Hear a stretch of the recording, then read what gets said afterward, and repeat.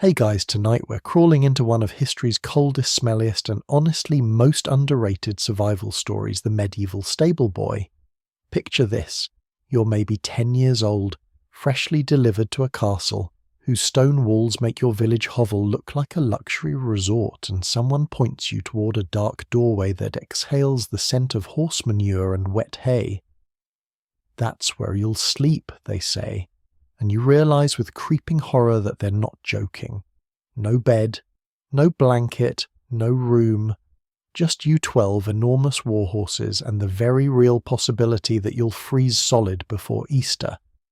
You probably won't survive this. Statistically speaking, plenty of Stableboys didn't, but let's find out how the ones who made it actually pulled off this nightly miracle. So before you get comfortable, take a moment to like the video and subscribe, but only if you genuinely enjoy what I do here. And hey, drop a comment telling me where you're watching from and what time it is for you right now. I love seeing this community stretch across time zones. Now dim the lights, maybe turn on a fan for that soft background hum, and let's ease into tonight's journey together. You arrive at the castle on a grey autumn afternoon, the kind where the sky looks like dirty wool, and the wind cuts through your thin tunic like it's personally offended by your existence. Your father, or maybe the village reeve who owed your family a favour, has arranged this position. It's supposed to be an opportunity, a step up. Castle service means regular meals protection, maybe even a future.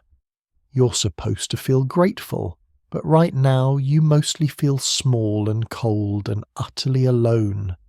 As the master of horse, a man with hands like leather and a face that's forgotten how to smile, walks you through the outer bailey toward your new home. The stable entrance yawns before you, not a cosy barn like you've seen in your village, but a stone throat built into the castle's lower level. This is a fortress stable designed to protect the lord's most valuable military assets during siege. The horses inside aren't the swayback plough pullers you know from home. These are destriers, coursers, palfreys, animals worth more than your entire village. Combined animals that knights depend on for survival in battle, animals that eat better than your family ever has. Your job is to keep them alive, healthy and ready. In return, you get to sleep near them. The logic seems sound until you step inside and feel the temperature drop another 10 degrees despite the body heat of a dozen massive animals. There's no formal welcome. The other stable boys, 3 of them aged maybe 12 to 15, barely glance at you. One points to a corner in the loft above the stalls, a space perhaps 4 feet by 6 feet, where straw has been piled in a sad approximation of bedding. "That's yours," he says, then returns to brushing a grey destrier whose shoulder is level with your head. You climb the wooden ladder splinters, catching your palms, and survey your new bedroom. The straw smells sour and damp. The wooden loft boards have gaps you can see through. Below, horses shift and chew, and occasionally release streams of urine that splash onto stone with echoing finality. There's a small brazier in the corner of the stable floor, not for your comfort, you'll learn, but to take the deadly edge off the cold that could kill the horses. The smoke from its meagre coal fire drifts upward, stinging your eyes. This is home now. This stone chamber that breathes cold like a living thing that never fully dries, where the only light comes from tallow candles stuck in wall niches, and the occasional shaft of daylight through ventilation slits designed more for air than illumination. You're expected to sleep here through autumn, winter, spring and summer, through snowstorms that make the stable's interior feel like an ice cave, through summer nights so hot the horses go mad with flies and you can't breathe without inhaling insects. Through every season you'll lay your body down in this place and somehow survive until morning. The master of horse returns as twilight bleeds the last warmth from the day. He explains your duties in clipped sentences: feed the horses at dawn, noon, dusk and midnight, muck the stalls twice daily, brush the coats, check the hooves, sleep when you can, Learn fast or die slow. He doesn't use those exact words, but they hang in the air anyway. Then he's gone climbing the stone stairs that lead up into the castle proper, into rooms with fireplaces and tapestries and human warmth, leaving you in the cold belly of the fortress, with animals who don't know your name, and boys who haven't decided if you're worth knowing. The stone throat, that's what you start calling it in your head. After the first week, though, you'd never say it aloud. Medieval castle stables weren't the quaint timber barns you see in paintings, or imagined from fairy tales. They were fortified chambers usually dug partially into the earth, or built into the castle's lower foundations, constructed from the same unforgiving stone as the fortress walls above. The logic was military. During a siege, horses needed protection from arrows, fire, and enemy raids. So they got vaulted ceilings, thick walls, minimal windows, and a position deep in the castle's defensive layers. What this meant for you, practically speaking, was living inside what amounted to an elegant tomb that happened to house living creatures. The cold here isn't like winter cold in the open air. It's different, heavier, wetter, more patient. Stone holds cold the way it holds anything permanently stubbornly, with geological indifference to human suffering. During winter months, the stable walls actually weep. Not metaphorically, they literally weep.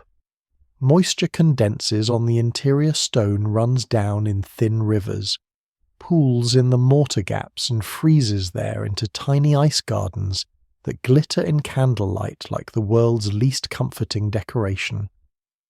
You learn not to lean against the walls because the cold transfers through your clothes in seconds, through your skin in minutes, and settles into your bones with an ache that doesn't leave until spring.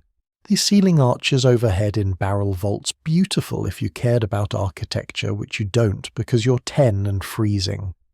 Those vaults are brilliant for distributing weight and preventing collapse. They're less brilliant for distributing heat.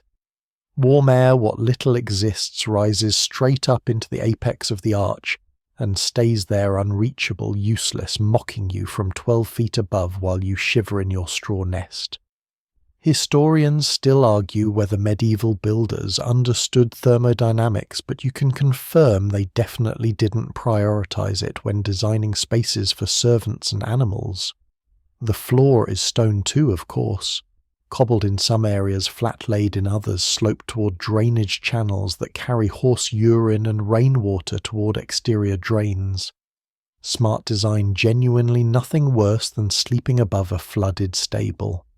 But stone floors also conduct cold upward from the earth itself. Even in summer, the floor never quite warms.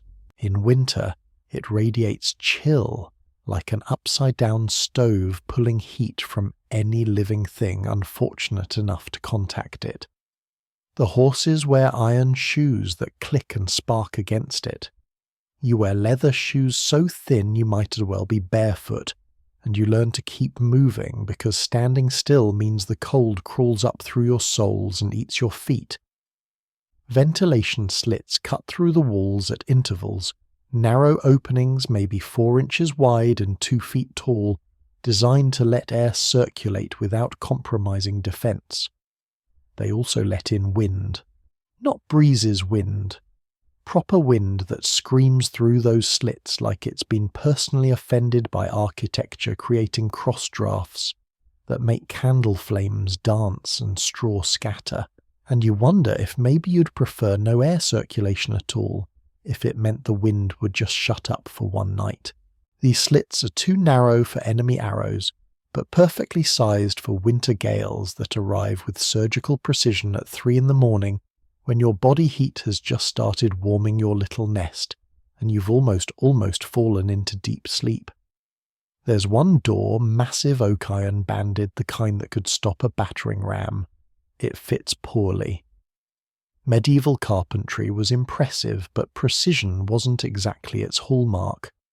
Gaps around the door frame admit fingers of cold air that probe the stable interior like tentacles. In winter, you can actually watch your breath stream toward those gaps pulled by the pressure differential between the stable's relatively warmer air and the frozen hellscape outside. The door has a smaller person-sized door cut into it, a wicket gate, which is what everyone actually uses. It also fits poorly. You start to understand that draft-proof is a modern concept that would have baffled your ancestors. The stable can house 12 horses, comfortably 16 if they're smaller palfreys, or if someone's willing to tolerate crankiness. Each stall is delineated by wooden partitions about 5 feet high, tall enough to prevent biting, short enough that you can see over them. The wood is dark with age and horse sweat and oils from countless brushings. It's also somewhat warmer than stone, which is why you sometimes press your cheek against a stall partition when the master of horse isn't watching. Stealing seconds of comparative warmth from timber that remembers summer.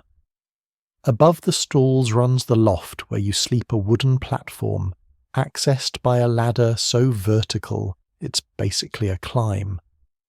The loft is maybe 7 feet of headroom at the centre, sloping down to 4 feet at the edges where the barrel vault begins. You can't stand upright except in a narrow strip down the middle. The platform itself is rough-hewn planks with gaps between them, which means you can see down into the stalls below, and also means dust straw and other materials filter up through the gaps. It's not a bedroom, it's a storage shelf for humans. There are no windows in the loft.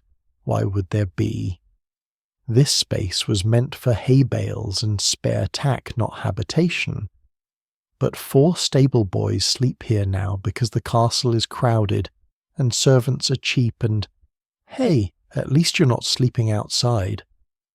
The light situation is grim, 1 tallow candle burning in a wall niche on the stable floor below, its greasy light barely reaching the loft, creating shadows that move like living things when horses shift. You learn to navigate by touch, by memory, by the faint glow of the brazier's coals. You learn that darkness isn't absence of light. It's a presence thick and textured, something you move through like water. Your sleeping spot isn't assigned through any formal process, no ceremony, no contract, no welcoming committee. It's claimed through the ancient right of I got here first and I'm bigger than you, which in your case doesn't apply because you're the smallest and you got here last. So you get what's left the corner nearest the ladder, which sounds convenient until you realise it's also nearest the door, which means nearest the drafts, which means coldest. The other boys have already optimised their positions through months or years of trial and error. Martin, the oldest at 15, sleeps in the back corner farthest from the door, where 2 stone walls meet walls that, while cold, block wind and radiate slight warmth from the castle's kitchen on the other side.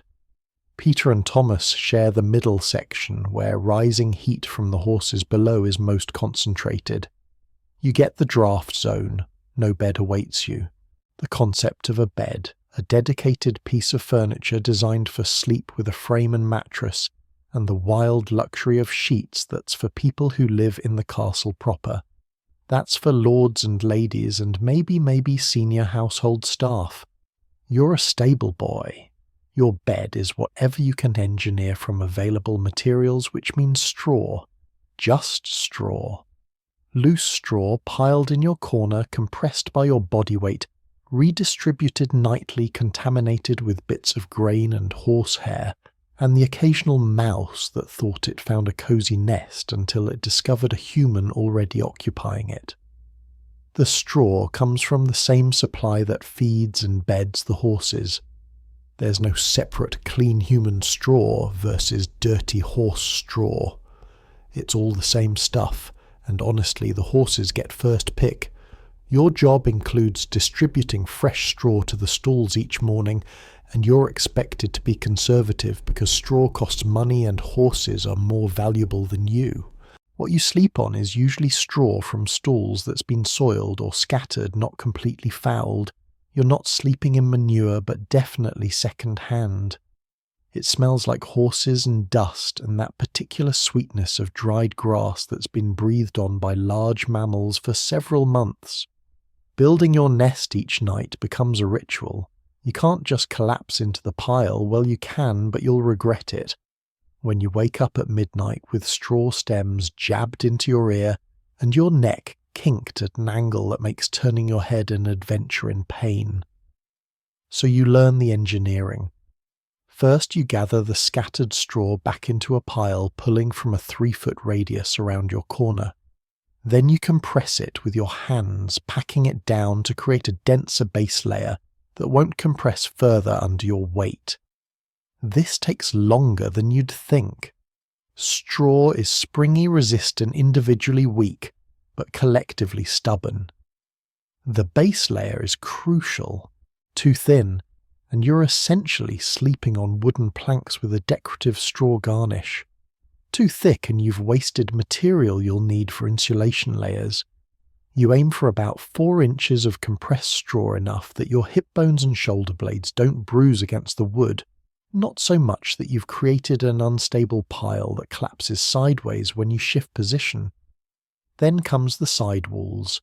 You push straw up along the edges of your sleeping zone, creating low barriers maybe 6 inches high.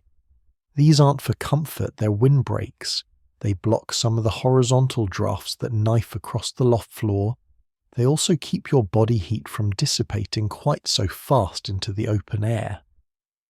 Finally, you create a loose top layer uncompressed straw that you can pull over yourself like the world's itchiest blanket. This layer is maybe 8 inches deep. When first piled, though, it compresses to about 3 inches under its own weight. The loose structure traps air, and trapped air is insulation. And insulation is the difference between sleeping and dying. You learn this not from any instruction, but from watching the other boys, from trial and error, from nights when you built your nest wrong and spent 8 hours shivering so hard your muscles cramped. Historians still argue whether medieval people understood insulation as a scientific concept, but you can confirm that medieval stableboys absolutely understood it as a survival tactic. The boys who've been here longer have refinement techniques. Martin stuffs straw inside his tunic before lying down, creating a padded layer between his skin and the cold-conducting wool. Peter arranges his straw in a specific pattern, denser at the head and feet lighter in the middle, claiming it keeps warmth where you lose it fastest. Thomas just uses more straw than anyone else, shameless in his theft from the horse supply, building a nest so elaborate you half expect him to lay eggs. Your corner, the draft corner, requires extra engineering. You learn to build your side wall higher on the door-facing side, creating an angled barrier that deflects the worst gusts upward. You learn to position your body perpendicular to the draft rather than parallel, minimizing exposed surface area. You learn that there's a specific spot, maybe 2 feet from the wall, where the draft somehow creates an eddy and the air is actually stiller than elsewhere. You claim that spot like it's territory worth defending, because it is. The straw itself changes character throughout the year. Autumn straw is fresh golden, still smells like fields and sunshine. It's crispy and clean and relatively pleasant. Winter straw is older, darker, slightly damp from ambient moisture, less sweet smelling.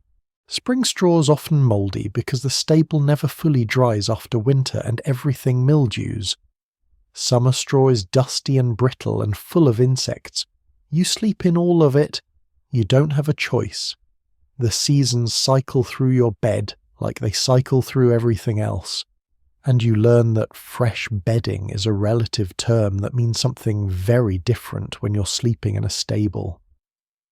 Building your sleep nest from loose hay isn't romantic. It's engineering survival against drafts that knife through every gap, and you get better at it. The same way you get better at anything, through failure, discomfort, and the desperate motivation of not wanting to repeat last night's mistakes. The straw nest you built on night 1 was embarrassing in retrospect. You just piled straw in a vague mound and laid down in it like a dog, and you spent the next 8 hours discovering exactly why the other boys had developed more sophisticated systems. Your body heat escaped upward into the cold air. The straw compressed unevenly, creating pressure points that bruised your ribs. Drafts found every gap in your coverage. You woke up a dozen times, each time colder than before, until dawn arrived, and you felt like you'd been beaten with sticks. Martin, the oldest boy, took pity on you around day 3. Not out of kindness exactly, more out of pragmatic annoyance, because your constant shivering and shifting kept everyone awake. "You're building it wrong," he said, squatting beside your sad little pile. "Straw isn't a blanket, it's architecture." Then he showed you the real technique, the one that keeps you alive. First principle density matters, but not uniformly. Your base layer needs compression. You achieve this by literally laying down on the straw and rolling back and forth like you're making a snow angel, crushing the stems into a felted mat. This takes 5 minutes of undignified wiggling, and the other boys laugh every time you do it, but the compressed base prevents the slow, nighttime collapse that leaves you sleeping on bare wood by dawn. Martin's secret addition. He sprinkles a thin layer of dried leaves between straw layers when he can steal them from the castle yard. Leaves compress even denser than straw and create tiny air pockets that trap warmth. Second principle, strategic layering creates microclimates. You don't just pile straw randomly, you create zones. Dense at the bottom for structure, medium density along the sides for windbreak walls, loose and fluffy on top for insulation. The trick is making each layer thick enough to function, but not so thick you've exhausted your straw supply before finishing the job. Peter taught you to measure by hand widths. 4 hand widths compressed base, 2 hand widths side walls, 6 hand widths loose top layer. It sounds medieval and imprecise because it is both those things, but it works. Third principle shape matters as much as material. A flat pile of straw loses heat in all directions. A nest with raised edges creates a bowl that holds your body heat like a basket holds water. You build the sides up by packing straw vertically, almost weaving it into itself, creating walls that stand 8 to 10 inches high. The wall nearest the door gets built tallest, sometimes a full foot, because that's where the draft hits hardest. You angle the far wall lower so you can see over it toward the ladder, maintaining situational awareness. Medieval stableboys didn't have personal space, but they did have personal perimeters, and you defend yours. Fourth principle, the head zone deserves special attention. You lose more body heat through your head than anywhere else. That's actually a myth. But you don't know that, and it feels true when your ears ache from cold. So you build a little straw pillow, a concentrated pile of the finest, softest straw you can find, positioned at the head of your nest. This isn't about comfort, though. If it happens to be comfortable, you won't complain. It's about insulation. Your head needs elevation anyway to keep your neck from cramping, so you might as well make that elevation out of material that traps warmth. Fifth principle, foot insulation is critical. Your feet sticking out at the end of your body are the coldest parts by midnight. Some boys tuck their knees up into a fetal position all night. You tried that, you wake up with leg cramps that make you whimper. Better solution, build a foot pocket. You create a separate small pile of straw at the foot end of your nest, positioned so you can shove your feet into it like a sleeping bag. Thomas, who's been here 2 years, showed you how to stuff straw inside your shoes before putting them on, creating primitive boot insulation that keeps your toes from going completely numb. The maintenance schedule surprises you. You can't build the nest once and forget it. Straw compresses, shifts, scatters. Every night requires reconstruction.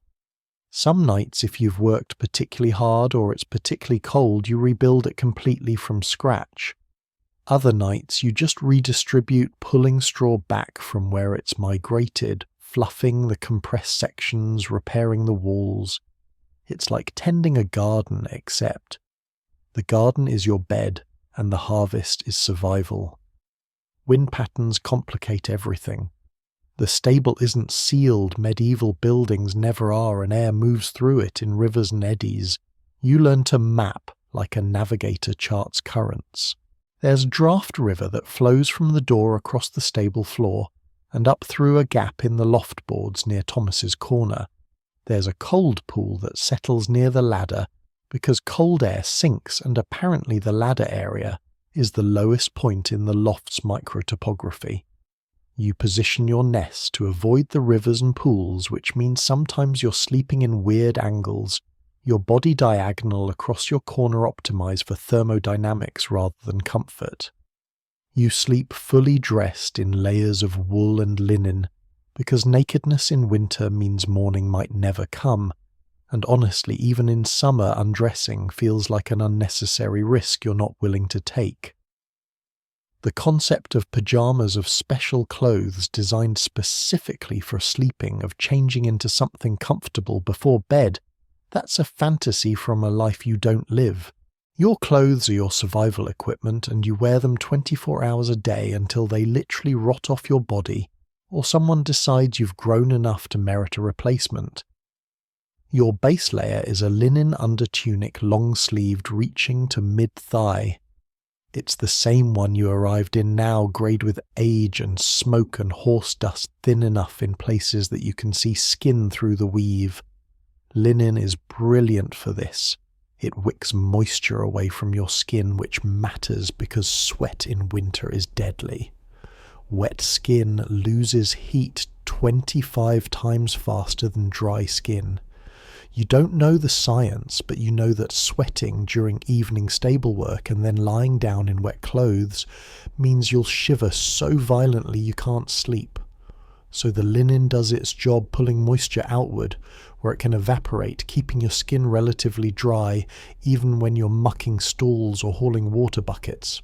Over the linen goes a wool tunic heavier, scratchy against any exposed skin, dyed a brown that might have been intentional or might just be accumulated dirt. Wool is magic, actual magic. It insulates even when wet, which happens constantly, because the stable is damp and you're always sweating or getting splashed or breathing humidity into the air. The lanolin in wool, the natural sheep oils that never fully wash out, makes it somewhat water resistant. It also makes it smell like wet sheep, especially when it gets warm, which means you smell like wet sheep. But that's fine, because everyone else does too. And honestly, wet sheep is far from the worst smell in a medieval stable.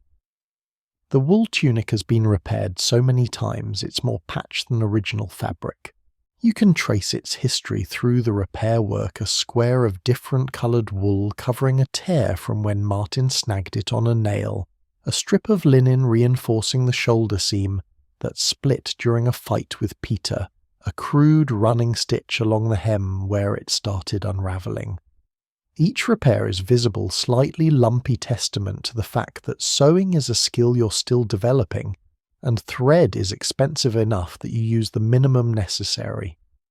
Over the wool tunic goes sometimes on cold nights another wool layer. Not a proper over tunic, you're not wealthy enough for that, but a sort of sleeveless wool vest that Martin outgrew, and passed down to Peter, who passed it to Thomas, who passed it to you. It's enormous, hangs past your hips, and the armholes are so big your entire shoulders could fall through. But it's extra insulation and you'll wear it. On the coldest nights, January nights, when your breath crystallizes before it leaves your mouth, you wear this vest, plus a wool scrap you've fashioned into a kind of shawl, wrapped around your shoulders and tucked into your belt to keep it from falling off. Your legs are covered in wool hose, essentially thick wool tights that tie to your undertunic with leather laces called points. The hose are perpetually sagging because the points stretch out and you're too tired or too busy to retie them properly, which means you spend half your life hiking up wool stockings that have pooled around your ankles. The hose have holes at the heels and toes. You've tried darning them. You're bad at it. The darned sections are lumpy and come undone within days. You wear them anyway 'cause holy hose are better than bare legs, and bare legs in a medieval stable in winter are basically choosing death. Shoes stay on. Always. Leather shoes that you've stuffed with straw for insulation laced tight, never removed, except for the weekly foot inspection when the master of horse checks everyone for frostbite or rot. You sleep in your shoes because taking them off means your feet will freeze, and also because if there's an emergency, a fire, a horse kicking down its stall, a midnight summons from the Lord, you need to move immediately. No time to lace shoes. Also, honestly, your feet smell like something died inside a cheese wheel, and then was buried in a bog, and releasing that smell into the enclosed loft space would violate the unspoken treaty of mutual survival you have with the other boys. On your head, a wool cap. Simple, brown, shapeless, pulled down over your ears. You look ridiculous. You don't care. Your ears are the first things to hurt when cold hits a sharp ache that throbs with your heartbeat and makes you want to cry. The cap prevents this. It also flattens your hair into a sweaty mess and makes your scalp itch, but again, not dying wins over comfort every single time. Around your neck, sometimes you wrap a strip of wool cloth. Not quite a scarf, more like a rag that's been repurposed. This covers the gap between your tunic collar and your chin, preventing drafts from sneaking down your chest. Thomas sleeps with his tunic pulled up over his mouth and nose, breathing through wool, claiming it warms the air before it enters his lungs. You tried this. You felt like you were suffocating. Different survival strategies for different boys. Historians still argue whether medieval people had different cold tolerance than modern humans, whether they were somehow physiologically adapted to discomfort. From where you're lying in your straw nest wrapped in every piece of fabric you own still shivering, you can confirm. No, they didn't have special adaptations. They were just as cold as you'd be. They just had no alternative. 12 massive destriers breathe below you, their bodies generating BTUs that transform the stable into a living furnace. You depend upon, not a comfortable furnace, not a reliable one, but the only heat source standing between you and freezing solid in your sleep. Each horse is essentially a 1,000-pound biological radiator burning calories to maintain its body temperature, and that thermal energy rises through the gaps in the loft floor and becomes your salvation. You don't understand the physics. You just understand that nights when the stalls are full, you sleep warmer, and nights when horses are out on campaign or travelling with the Lord, you wake up with frost on your eyebrows. A destrier at rest generates about as much heat as 3 adult humans. These aren't the skinny plough horses from your village, these are war machines. Massive coursers bred for carrying armoured knights into battle, fed grain and hay, and the occasional treat of apples or bread. They're muscle-bound and thick-necked and so tall that even standing on a mounting block you can barely see over their backs. Their bodies are furnaces in the most literal sense. Digestion produces heat, muscle activity produces heat, and their sheer mass retains heat in a way your scrawny 10-year-old frame never could. The heat rises in waves you can actually feel when you crouch near the loft floor gaps and put your hand over them. Warm air streams upward, carrying with it the scent of horse and hay and manure, a olfactory cocktail you've learned to associate with survival. The horses directly below your sleeping corner are Goliath and Tempest. Goliath is a grey destrier with a temperament like storm clouds. Tempest is a black courser who actually lives up to his name by being unpredictably violent. You love them both because they produce heat. On the coldest nights, you position your nest directly over the gap above Goliath's stall because he runs hot, always has, probably due to his aggressive personality, keeping his metabolism elevated even during sleep. The horses don't sleep like you do. They're prey animals wired for vigilance, capable of sleeping standing up with their legs locked in a special skeletal arrangement that requires no muscle effort. They do lie down sometimes. You've watched them fold those enormous bodies onto the straw bedding with surprising grace, but mostly they stand and doze, shifting weight from hoof to hoof, occasionally snorting or shaking their massive heads.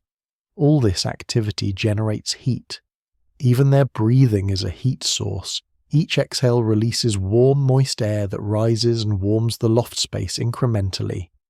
12 horses breathing all night creates a surprising amount of ambient warmth. The feeding schedule matters to your thermal comfort in ways you didn't expect. Horses are fed 4 times daily: dawn, noon, dusk, and midnight. Each feeding triggers increased digestive activity, which triggers increased heat production. The midnight feeding, which you hate because it means waking up and climbing down the ladder into the cold stable floor, actually serves as a heating system reboot. You distribute hay, the horses begin eating, their digestive systems fire up like furnaces being stoked, and within an hour the loft temperature rises noticeably. You've learned to time your deepest sleep for the 2 hours after midnight feeding when the horses are warmest, and therefore you are warmest. The type of feed matters too. Grain produces more digestive heat than hay, something about the metabolic process of breaking down concentrated nutrients. On nights before battle or travel, when the horses get extra rations of oats to build their strength, the stable becomes almost comfortable. Almost. You've suggested to the master of horse that feeding the horses extra grain every night would benefit everyone. He looked at you like you'd suggested paving the stable floor with gold coins. Grain is expensive. Horses get what they need for performance, not for warming stable boys. Body size creates heat gradients in the stable. The largest destriers, Goliath, Thunder, and Marcus, produce the most heat, and are stabled in the back corners where their warmth has nowhere to escape. The smaller palfreys and riding horses occupy the middle stalls. The strategic arrangement isn't accidental. The master of horse understands thermodynamics even if he doesn't call it that. He's arranged the stable like a heating system with the biggest furnaces positioned for maximum effect.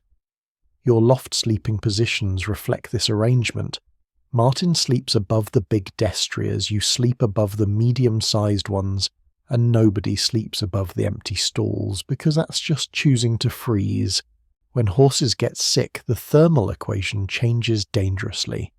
A feverish horse radiates massive heat. You've slept above a sick destrier, and actually sweated in winter, the heat pouring off the animal so intense you had to move your nest.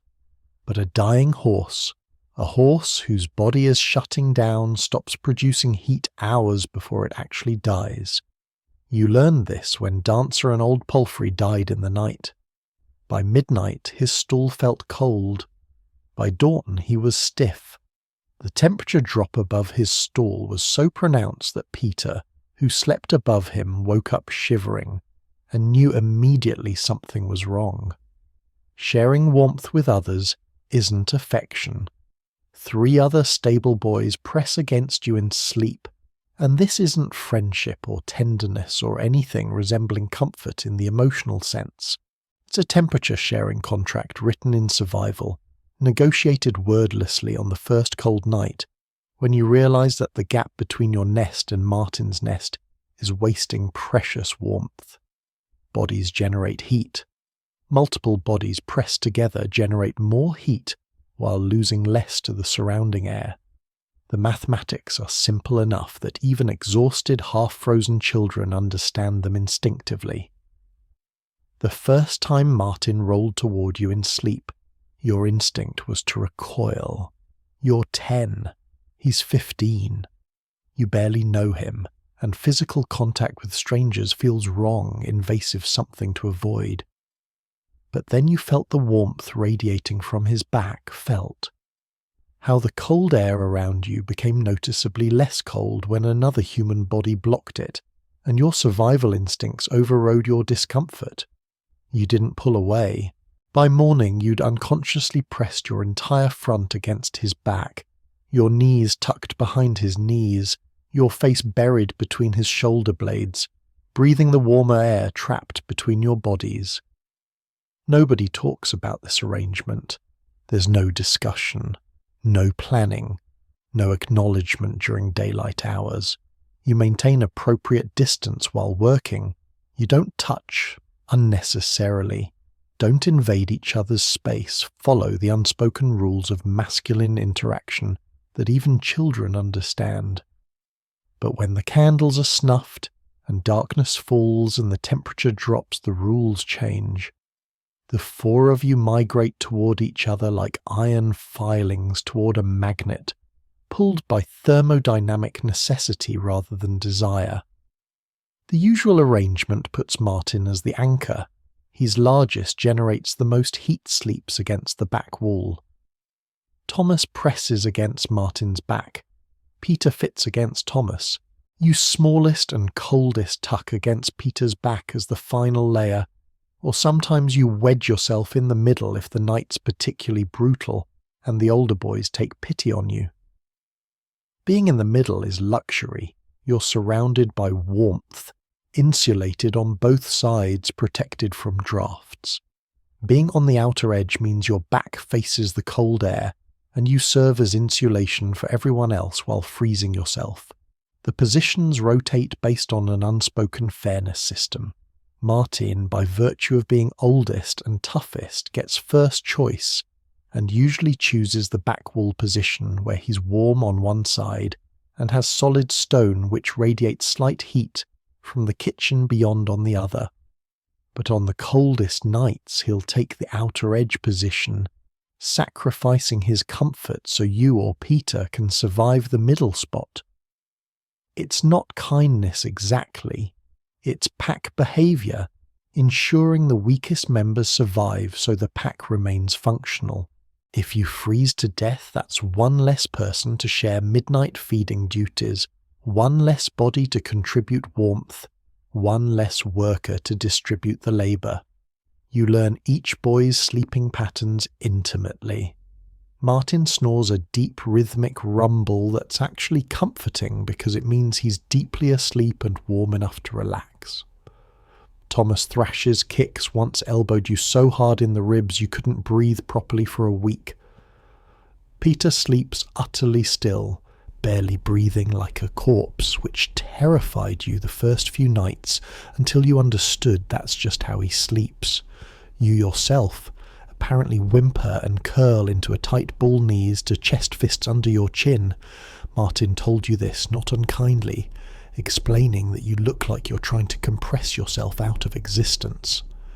The breathing synchronization happens without conscious effort. When you're pressed against someone's back, you feel their breath, the expansion and contraction of their ribcage. Your own breathing gradually matches theirs. Sometimes all four of you breathe in unison like a single organism, and the synchronized breathing creates a rhythm that's almost meditative.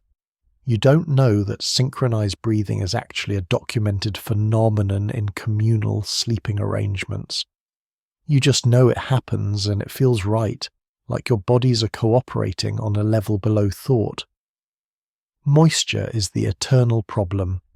Four boys breathing all night in close proximity creates humidity. Breath contains water vapour, and that vapour condenses on the coldest surfaces available, which in winter means everything. You wake up with dampness on your wool cap, on the outer layer of your tunic, sometimes even on your eyebrows. The shared body warmth creates a microclimate that's warmer than the surrounding air, which means the boundary layer where warm meets cold becomes a condensation zone. You're simultaneously warmer and damper than you'd be sleeping alone, and you haven't decided which is worse, damp warmth or dry cold. Historians still argue whether medieval people were more comfortable with physical intimacy than modern individuals, whether they had different concepts of personal space. From your perspective, pressed against Peter's spine, smelling his unwashed hair, and feeling his heart beat through his back, You can confirm personal space is a luxury purchased with excess heat. When you have warmth to spare, you can afford distance. When you don't, bodies press together and dignity becomes negotiable. Every 4 hours, someone must rise to feed horses and rekindle small braziers, a rotation that fragments sleep into precious segments and ensures that nobody ever gets a full, uninterrupted night of rest. The midnight shift is worst. Always. Worst because it arrives just when you've finally warmed your nest, finally achieved that delicate thermal equilibrium where your body heat has saturated the straw around you and sleep has deepened past the shivering stage into something approaching actual rest. Then a hand shakes your shoulder, rough and insistent, and Peter's voice cuts through the darkness. Your turn. The rotation is strict and merciless. 4 boys, 4 feeding times, each boy responsible for 1 shift. Dawn feeding falls to Martin because he wakes naturally at first light. Some people are morning people even in the 14th century, which seems like a personality flaw, but proves useful. Noon feeding is Thomas's responsibility. Dusk feeding belongs to Peter. Midnight is yours. You hate this with a passion that sometimes makes you want to cry, but you accepted it because you're the youngest and newest, and saying no isn't really an option when the alternative is not having a place to sleep at all. Climbing out of your nest at midnight is like forcing yourself under water. The cold hits in layers, first your face, which was exposed to the air anyway, then your hands as you pull them from the warm pocket between your body and Peter's back, then your torso as you separate from the shared warmth and sit upright. The temperature differential is shocking, maybe 20 degrees between the warm cocoon and the ambient loft air. Your body protests immediately, muscles contracting, skin prickling, breath catching. You sit there for a moment, summoning willpower while the cold crawls under your clothes and reminds you that warmth is temporary and suffering is the default state. The ladder is worse. The wooden rungs are ice cold, almost painful to grip even through your established calluses. You climb down carefully because falling would wake the horses and also potentially break your neck, and neither outcome improves your situation. Your legs are stiff from hours of immobility, your feet numb inside your straw-stuffed shoes, and the ladder sways slightly as you descend, because medieval carpentry didn't prioritize stability over function. The stable floor, when your feet touch it, feels colder than the loft. Cold air sinks, you've learned, pooling on the ground like invisible water. The brazier squats in the corner, a small iron basket on legs containing coals that have burned down to dim red eyes in the darkness. Your job is to revive it, not into a roaring fire that would waste fuel just enough to take the killing edge off the stable's temperature. You add 2 small pieces of coal from the leather bucket using iron tongs that are somehow colder than the surrounding air, as if metal has a special relationship with cold that makes it extra enthusiastic about conducting thermal energy away from your fingers. The coals catch slowly, reluctantly, like they're annoyed at being woken up too. While the brazier rebuilds, you begin feeding. 12 horses, 12 portions of hay distributed from the bales stacked against the far wall. You work in near total darkness. There's 1 tallow candle burning in a wall niche, its light barely penetrating 5 feet, creating more shadows than illumination.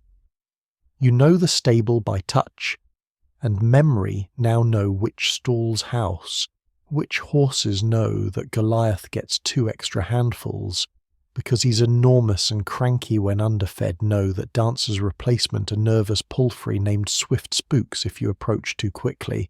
The horses wake at your approach, shifting weight, snorting softly, their massive heads turning toward you with dark eyes that reflect candlelight like coins at the bottom of a well. Their hungry horses are always hungry, and they know the midnight feeding routine. Some of them nicker softly a greeting or a demand, or maybe just acknowledgement that you exist and have brought food. You distribute hay into each stall's feeding rack, the dried grass rustling and releasing its faint summer scent completely incongruous in the winter darkness. Thunder tries to bite you. He always does. It's a game to him, or maybe genuine aggression, you're not entirely sure, but you've learned to watch his ears and dodge when they flatten. Tonight he gets your sleeve tears a new hole in the already ventilated wool, and you curse him quietly in language you definitely didn't know before coming to the castle. He tosses his head like he's laughing. You give him his hay anyway, because starving the war horses is how you get executed. Water is the other responsibility. The buckets hang in each stall, and you check their levels, refilling from the barrel near the door. The barrel water is cold enough to hurt your teeth. If you were foolish enough to drink it, you tried once, never again. In deep winter, a skim of ice forms on the barrel surface overnight. You break it with your fist fish out the shards, pour water into the smaller bucket, carry it to each stall. The process takes 20 minutes at minimum, longer if horses are being difficult or if your hands are too numb to grip properly. When horses get sick, your night's survival calculations shatter. A feverish destrier radiates dangerous heat, while a dying one stops breathing warmth. And either scenario transforms your carefully balanced thermal ecosystem into chaos you're not equipped to handle. The first time you experienced this was 3 weeks after your arrival, when Goliath developed what the Master of Horse called the lung fever, a wet, rattling cough that echoed through the stable like someone shaking a bag of stones. Goliath's stall is directly below your sleeping corner, which normally makes you the luckier stable boy because he runs hotter than any other horse. But sick Goliath was a different creature entirely. His fever spiked so high you could feel heat radiating upward through the loft floor gaps like someone had built a bonfire in his stall. The air above his space became tropically warm, maybe 70 degrees, when the rest of the loft hovered around 40. You woke up sweating, actually. Sweating in the middle of January, your wool tunic damp against your skin, your nest suddenly suffocating rather than protective.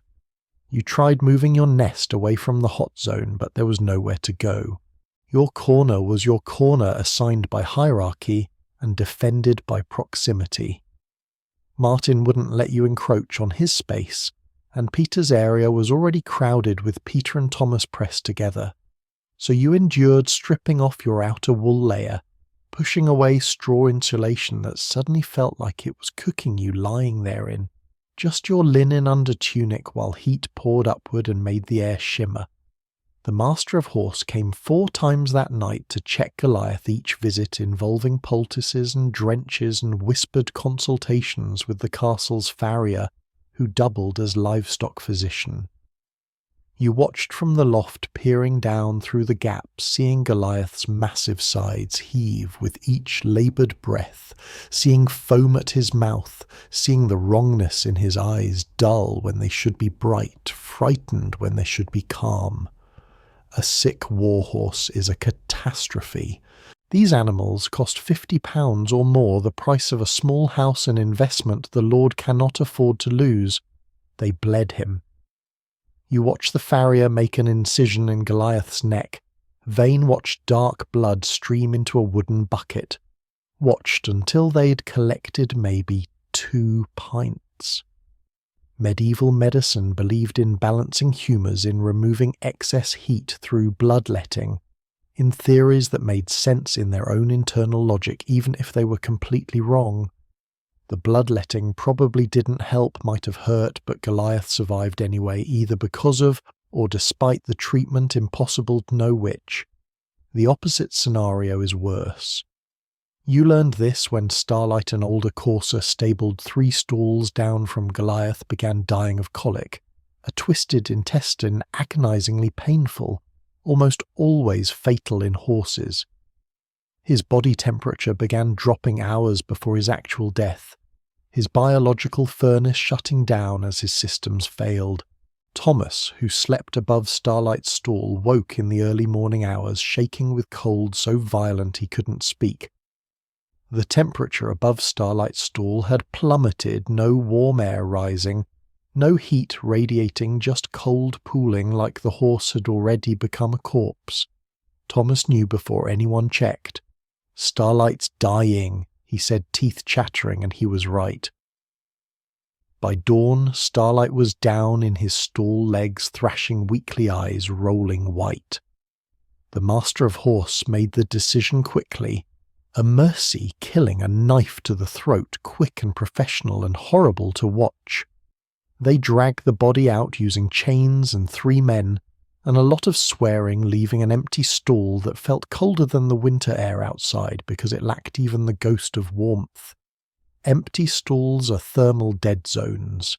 When the Lord takes horses on campaign, sometimes 6 or 8 destriers leaving simultaneously, the stable's temperature drops noticeably. Each missing horse is a missing radiator, a gap in your heating system, a void that fills with cold air. You've slept through nights when half the stalls were empty and woken with frost on your wool cap, your breath visible in the loft, your fingers so stiff you couldn't bend them without pain. The master of horse tries to maintain stable population for exactly this reason, though he'd never admit it's partially for the stableboy's benefit. He keeps older horses, semi-retired coursers, and palfreys past their prime, stabled through winter, even when they're not actively useful. They're thermal insurance living backup furnaces that keep the stable temperature survivable. When one dies, he replaces it quickly, sometimes within days, purchasing or trading for another horse to fill the gap. Historians still argue whether medieval stable design considered human comfort at all, whether the thermal benefits to servants were intentional or accidental. From your perspective, shivering above an empty stall, you can confirm intentional or not. The horses are your heating system, and when that system fails, you suffer. Castle hounds aren't pets. They're mobile heaters who burrow into your straw and offer fur-wrapped BTUs in exchange for scraps, and the partnership between stableboy and dog is transactional. In the most medieval sense, you both need something, you both provide. Something affection is optional, but warmth is mandatory. The dogs live everywhere and nowhere in the castle. They follow the kitchen staff during the day, scavenge in the great hall. During meals, hunt rats in the granary and sleep wherever they find warmth. Which increasingly means they sleep with you. There are maybe 20 dogs in the castle at any given time, a fluctuating population of hunting hounds, guard dogs, ratters and indeterminate mutts whose purposes are vague, but whose presence is tolerated because medieval castles have enough scraps and rats to support a small dog army. Most are lean, rangy animals with rough coats and calculating eyes, nothing like the pampered lapdogs the ladies keep upstairs. These are working animals, barely domesticated, more like wolves, who've negotiated a ceasefire with humanity based on mutual benefit. The first dog who adopted you, or whom you adopted, the direction of adoption is unclear, was a brindled hound named Absolutely Nothing, because nobody bothered naming him. You call him Patch in your head because he has a white patch over one eye, but you've never said the name aloud because naming suggests ownership, and claiming ownership of a castle dog seems presumptuous. Patch appeared in the stable one evening during your second week, circled your nest 3 times, while you watched nervously, then simply laid down against your back and went to sleep. The warmth was immediate and shocking. Dog body temperature runs hotter than human, around 102 degrees Fahrenheit, compared to your 98, though you don't know the numbers. You just know that Patch against your spine feels like a hot stone wrapped in fur. His breathing is faster than yours, his heart rate quicker, his whole metabolism running at a higher tempo that generates heat as a byproduct. He weighs maybe 40 pounds, all muscle and bone, and that thick winter coat that dogs grow when they live outside in medieval England. The exchange rate is established without negotiation. Patch provides warmth, you provide food scraps. Every meal you receive, usually bread and pottage. Sometimes with a bit of meat or cheese, you save a portion for Patch. Not much, you can't afford much, but a crust of bread, a spoonful of cold pottage, occasionally a bit of gristle or bone from the kitchen's leavings. Patch accepts these offerings without gratitude or excitement, just the businesslike consumption of a partner fulfilling his end of the contract. Then he returns to your nest at night and becomes your living blanket. Other dogs follow. Martin has 2 dogs who sleep with him, one on each side, lucky bastard, and they're so devoted they follow him during the day, waiting outside the stable while he works. Thomas has a smaller ratter, maybe 15 pounds, who burrows completely into his straw and emerges in the morning looking annoyed at being disturbed. Peter refuses dogs, claims they're flea-ridden and disgusting, which is absolutely true, but seems like letting principle override survival. Peter shivers more than the rest of you. The dogs bring fleas. This is non-negotiable. Where there are dogs, there are fleas, and where there are fleas, there is itching. Constant, maddening, inescapable itching that makes you scratch bloody welts into your skin.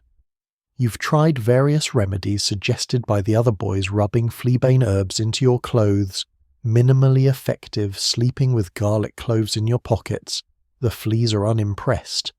Picking fleas off manually in the morning, there are always more. Eventually you accept that fleas are part of the ecosystem, like straw mites and horseflies and all the other microscopic creatures sharing your sleeping space. The warmth is worth it. On the coldest nights, January nights, when wind screams through the ventilation slits and frost flowers bloom on the interior walls, Patch's body heat might be the difference between sleep and hypothermia. You press against him shamelessly, your front against his back, your arms wrapped around his ribcage, your face buried in his neck, fur that smells like dog and dirt and something indefinably animal. He tolerates this with patience, occasionally sighing in a way that suggests he finds you somewhat ridiculous, but acceptably warm himself. Dogs also provide security. Patch wakes instantly at unusual sounds, a horse in distress, footsteps approaching the stable rats, growing too bold in their scavenging. His alertness becomes your alertness.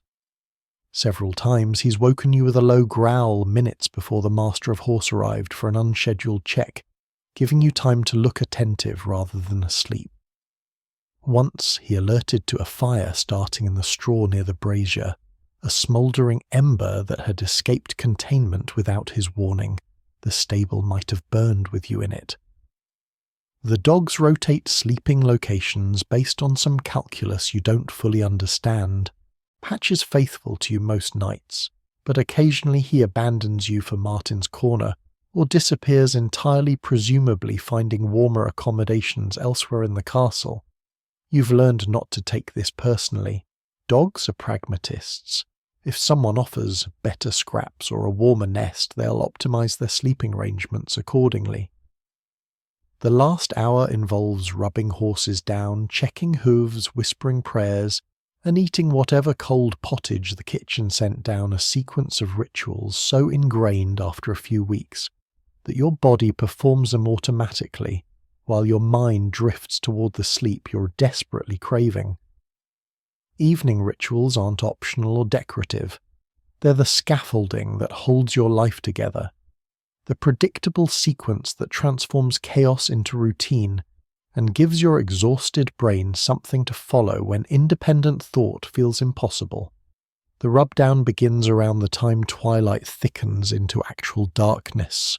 Each horse gets brushed, not a thorough grooming that happened earlier in the day, but a quick once-over with a stiff brush to remove the surface dirt and stimulate their skin. This serves multiple purposes. It keeps the horses comfortable, prevents skin conditions, and also generates a tiny bit of extra body heat, as their blood flow increases in response to the brushing. You work systematically, starting with Goliath because he's closest to your nest and most likely to kick if you make him wait. Goliath stands patiently while you brush him, his massive body swaying slightly as you work the brush across his shoulder, down his barrel, along his hindquarters. You have to reach up to get his back standing on your toes, your arms aching from the repetitive motion. His coat is thick with winter growth, coarse under your hands, and the brush pulls out loose hair that drifts in the candlelight like grey snow. He occasionally turns his head to watch you with one dark eye, checking that you're doing it right, ready to express his opinion violently if you're not.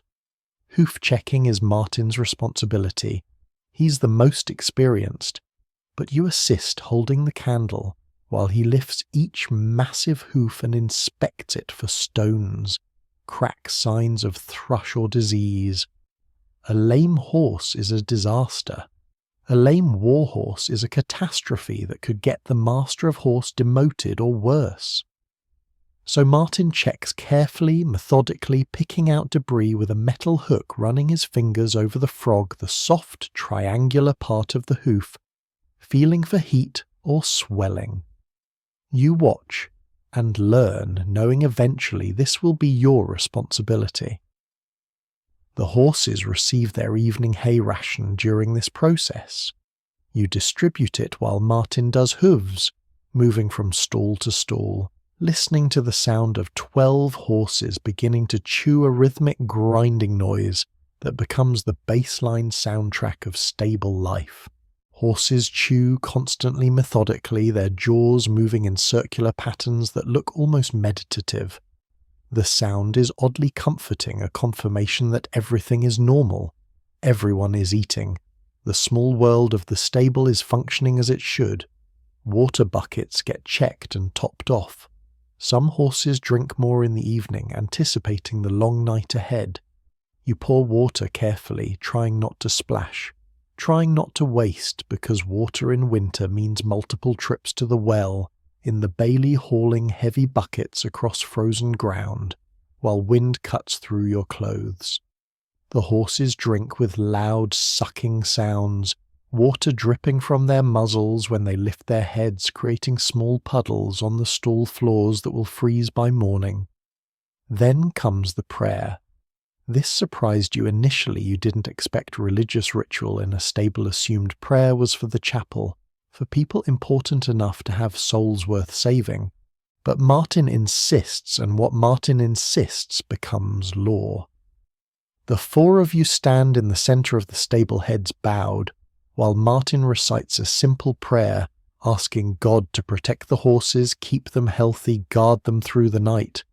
He adds a line about protecting the stableboys too, almost as an afterthought, and you appreciate the inclusion even if you suspect God is more interested in expensive warhorses than in freezing children.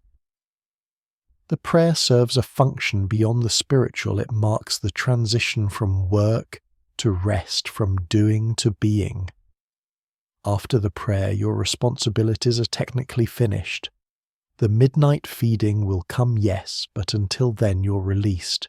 The prayer is permission to stop, to climb the ladder, to burrow into your nest and pursue sleep with the single-minded desperation of the utterly exhausted. But first food. The kitchen sends down evening rations for the stableboys, delivered by a servant who seems personally offended by having to descend into the stable's smell and cold. The food arrives in a wooden bowl, usually pottage, a thick vegetable stew that was probably warm when it left the kitchen, but is barely lukewarm by the time it reaches you. Sometimes there's bread, a small loaf or half loaf, divided among 4 boys. Occasionally, very occasionally, there's cheese or a bit of salted fish. You eat standing up, leaning against Goliath's stall, scooping pottage with your fingers, or a wooden spoon if you've managed to keep track of yours. The pottage is mostly turnips and onions thickened with barley, flavoured with whatever herbs the kitchen had available. It's bland sometimes, slightly burned, always cold by the time you eat it, but its calories and warmth and you consume every drop because you don't know when the next meal will come, the smell blanket, manure, leather, sweat, and hay create an invisible quilt of scent that somehow becomes comforting, and your brain learns warmth, smells like horses in a Pavlovian response you didn't consent to but can't escape. The stable's smell hits visitors like a physical wall. You've seen it happen. The kitchen servant who delivers your evening meal recoils slightly every time his nose wrinkling his breathing, becoming shallow like he's trying to minimize intake. But you stopped noticing the smell after week 2. Now it's just the smell of home, the olfactory baseline against which all other scents are measured. Manure is the dominant note, 12 horses producing roughly 50 pounds of waste daily. Each means you're living above approximately 600 pounds of shit in various stages of freshness. You muck the stalls twice daily, hauling the soiled straw to the midden heap outside, but between muckings the smell accumulates. Fresh manure has a sharp green scent, almost grassy, weirdly inoffensive considering what it is. Older manure develops complexity, fermenting slightly, releasing ammonia that stings your eyes if you breathe too deeply in an unmucked stall. Urine adds its own layer. Horse urine is pungent acidic, capable of stripping the finish off wood and corroding metal if left long enough. The stone floor channels most of it toward drains, but some soaks into the straw bedding, creating damp patches that smell like concentrated ammonia mixed with something organic and vaguely sweet. In winter, when ventilation is minimal because you can't afford to let warmth escape, the urine smell intensifies until the air itself feels thick with it. You've learned to breathe through your mouth when mucking stalls, though that just means you're tasting what you'd otherwise smell. Leather contributes a different quality. The smell of saddles, bridles, reins, all the tack hanging on wall pegs throughout the stable. The leather is old, works soft through decades of use, oiled regularly with animal fat to keep it supple. That oil has its own scent, rich and slightly rancid, mixing with the leather's natural smell to create something that reads as expensive to your brain, even though you couldn't articulate why. The master of horses' boots smell similar leather and oil and human sweat and something indefinably authoritative. Horse sweat is surprisingly sweet. When the destriers return from training or battle, their coats dark with exertion, they smell like salt, and something almost honey-like, a scent that clings to your hands after you've rubbed them down. It's not unpleasant, just strong mixing with their natural horse smell, that earthy, musky, impossible to describe scent that horses produce just by existing. You've learned to identify individual horses by smell in darkness. Goliath smells sharper, more aggressive somehow. Tempest smells cleaner, almost grassy. Thunder has a sour edge that suggests digestive issues. Hay and straw add sweetness, the smell of dried summer grass meadow flowers, sunshine compressed into golden stems. Fresh straw, when it arrives in bales from the castle stores, smells so good. It's almost shocking, a reminder that the world outside contains growing things and warmth and seasons beyond winter. But straw doesn't stay fresh long in the stable environment. Within days it absorbs moisture. Horse smell, urine becoming damp and musty, losing its sweetness to the general funk that pervades everything. Your own body contributes to the smell ecosystem. You haven't bathed properly since arriving, there's no facility for it, no time, no expectation that stable boys should be clean. You rinse your hands and face occasionally with cold water from the horse trough, but your body beneath your clothes has gone weeks without washing. Your skin produces oils, sweat accumulates dirt in every crease and fold. Your hair is greasy matted in places probably hosting lice, though you try not to think about it. Your clothes have absorbed every smell you've encountered. Horse manure, leather smoke from the brazier, your own sweat until they're less fabric and more olfactory museums.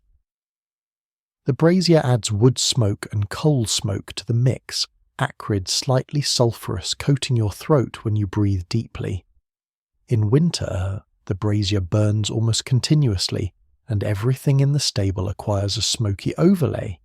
Your clothes smell like smoke. Your hair smells like smoke.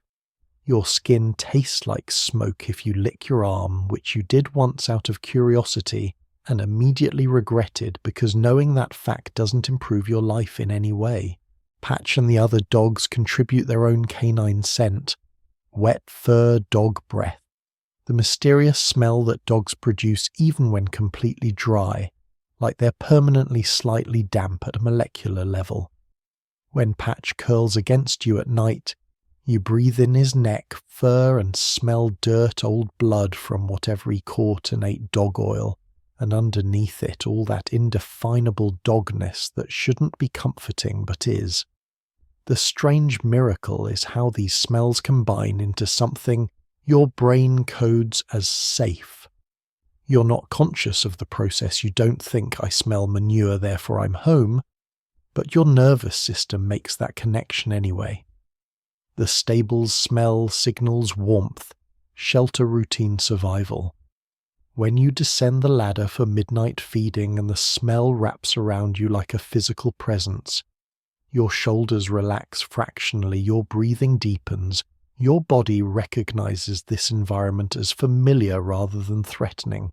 Sounds that rock you horses, chewing tail, swishing, hoof shifting, and the occasional snort become your lullaby, and silence would mean something is terribly wrong, because a quiet stable is a dead stable, or a sick stable, or a stable where horses are so distressed they've stopped doing the normal things that generate the acoustic texture of safety. You learn this truth viscerally, on your first night when exhaustion pulls you towards sleep, but every noise jolts you awake, the sudden stomp of a hoof on stone, the wheeze of a horse's breath, the creak of the loft boards as Thomas rolls over. You can't sleep because you're trying to sleep in silence, and silence doesn't exist here. The baseline sound is chewing 12 horses working through their evening hay ration, jaws grinding in rhythmic circles, creating a sound like distant millstones or waves on a pebble beach. It's not uniform. Each horse chews at its own pace, creates its own particular variation on the theme. Goliath chews aggressively, his teeth clicking together with sharp finality between grinds.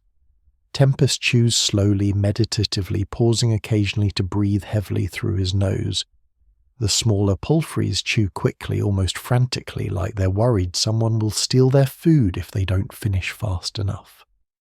The chewing never completely stops. Horses are designed to graze continuously their digestive systems, requiring almost constant input. So even after the evening ration is consumed, they'll pick through leftover stems, find bits they missed earlier, chew their way through the straw bedding if they're still hungry. At any given moment, at least half the horses are chewing something, creating an overlapping symphony of grindiness that becomes white noise, the acoustic equivalent of waves on a beach, rhythmic, endless, deeply soothing to some primitive part of your brain that equates animals eating with everything is okay.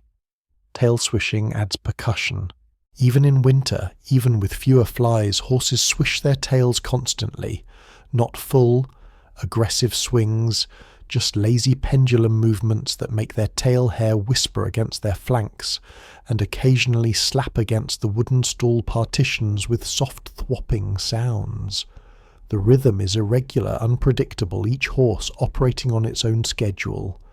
Sometimes 2 or 3 horses swish in accidental synchronization, and the sound briefly intensifies before dissolving back into random individual beats. Hoof movements create the deep bass notes, the thud of a 1,000-pound animal shifting weight from one leg to another, the sharp click when an iron shoe strikes stone at just the right angle, the scraping sound when a horse paws at its bedding. Thunder is a pacer. He shifts his weight, constantly rocking slightly from side to side in a neurotic pattern that never stops.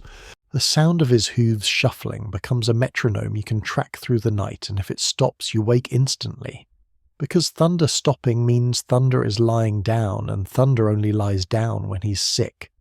Snorting arrives without warning, a sudden explosive exhalation that sounds like someone blowing forcefully through pursed lips, but louder, wetter, more emphatic.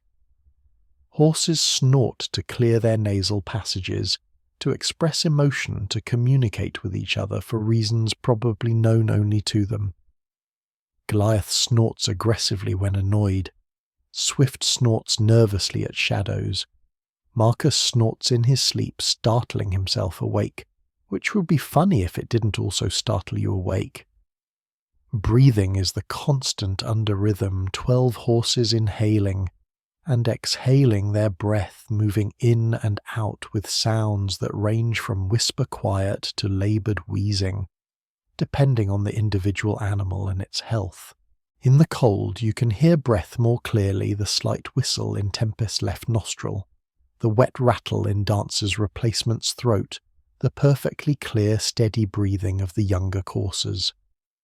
The breathing creates a tide rising and falling, sometimes synchronizing briefly when several horses exhale together, creating a moment of unified sound before dissolving back into individual patterns. The wooden stable structure contributes its own noises. Boards creaking as temperature changes make them expand or contract, the loft floor groaning when someone shifts position, nails gradually working themselves loose with tiny metallic squeaks. The building itself breathes and settles alive in its own way, responding to cold and weight and time. You learn to distinguish between normal creaking and problematic creaking, between the sound of wood flexing and the sound of wood beginning to fail. Wind outside creates a variable soundtrack on calm nights. It's absent on stormy nights. It screams through the ventilation slits with a high-pitched whistle that makes you want to stuff cloth in the openings, except you can't reach them, and also you need the air circulation. Wind makes the door rattle in its frame, makes the candle flames dance, makes the horses shift nervously, because horses are prey animals, and wind sounds like predators approaching. Rats contribute squeaking and scrabbling sounds from the dark corners, the spaces behind stacked hay bales, the gaps in the stone walls. You've stopped being afraid of rats, they're everywhere, inevitable, more common than dogs, and equally impossible to eliminate. The horses ignore them. Patch occasionally hunts them with brief violent episodes of movement and squealing. Mostly the rats just exist parallel to you, sharing the stable's resources, contributing their small noises to the overall acoustic texture. Winter versus summer nights. Summer brings flies and suffocating heat, while winter brings frost inside your nose, and stableboys debate which season tries harder to kill them, with the kind of dark humour that only develops when you're too tired to be properly afraid of dying. The debate has no winner, because both seasons are terrible in completely different ways. Like asking whether you'd prefer to drown or burn, the method varies, but the suffering remains constant, and the outcome is frequently the same for the weakest boys. Summer should be easier. This is what you think during your first February, shivering so hard your teeth crack together, frost forming on the inside of your wool cap, where your breath freezes against the fabric. Summer means warmth, sunshine, long days, all the things that winter denies you. You fantasize about summer while your fingers go numb, imagining sleeping without 12 layers of clothing, waking without ice crystals on the stable beams, feeling your toes again. Summer becomes a mythical paradise in your winter-addled imagination, a season of relief and comfort that will solve all problems. Summer, when it arrives, is hell wearing a different costume. The heat starts building in late May, gradually at first temperatures climbing from tolerable to uncomfortable to absolutely punishing. The stable with its stone walls and minimal ventilation transforms into an oven. Stone that kept cold in during winter now keeps heat in during summer, the thick walls absorbing the day's warmth and radiating it inward all night. The loft where hot air rises and has nowhere to escape becomes a suffocation chamber, where the air feels solid, thick enough to chew so hot you can't draw a full breath without your lungs protesting. 12 horses in summer are 12 furnaces you no longer want. Their body heat precious in winter becomes unbearable torture in July. They stand in their stall sides heaving, sweat darkening their coats radiating BTUs that raise the stable temperature to levels that make you dizzy. You can't escape them, they're your job, your responsibility, and also there's nowhere else to sleep. So you lie in your nest wearing only your linen under tunic, having shed every other layer, and still you sweat through the fabric within an hour. The flies arrive with warm weather like an invading army. Not dozens, thousands, maybe tens of thousands. Stable flies, horse flies, house flies, probably several species you can't identify and don't care to learn about because they all bite and they're all everywhere. They swarm the horses, crawling into ears and eyes and noses, biting at flanks and legs, driving the animals to tail-swishing frenzy. The horses stamp and toss their heads and occasionally scream in frustration, and you sympathize completely because the flies don't restrict themselves to horses. They bite you constantly. Your arms, your neck, your face, anywhere, skin is exposed. Horsefly bites hurt sharp, burning pain, followed by swelling and itching that lasts for days. You develop welts upon welts, your skin a landscape of raised bumps in various stages of healing, some fresh and red, others fading to yellow-green bruises.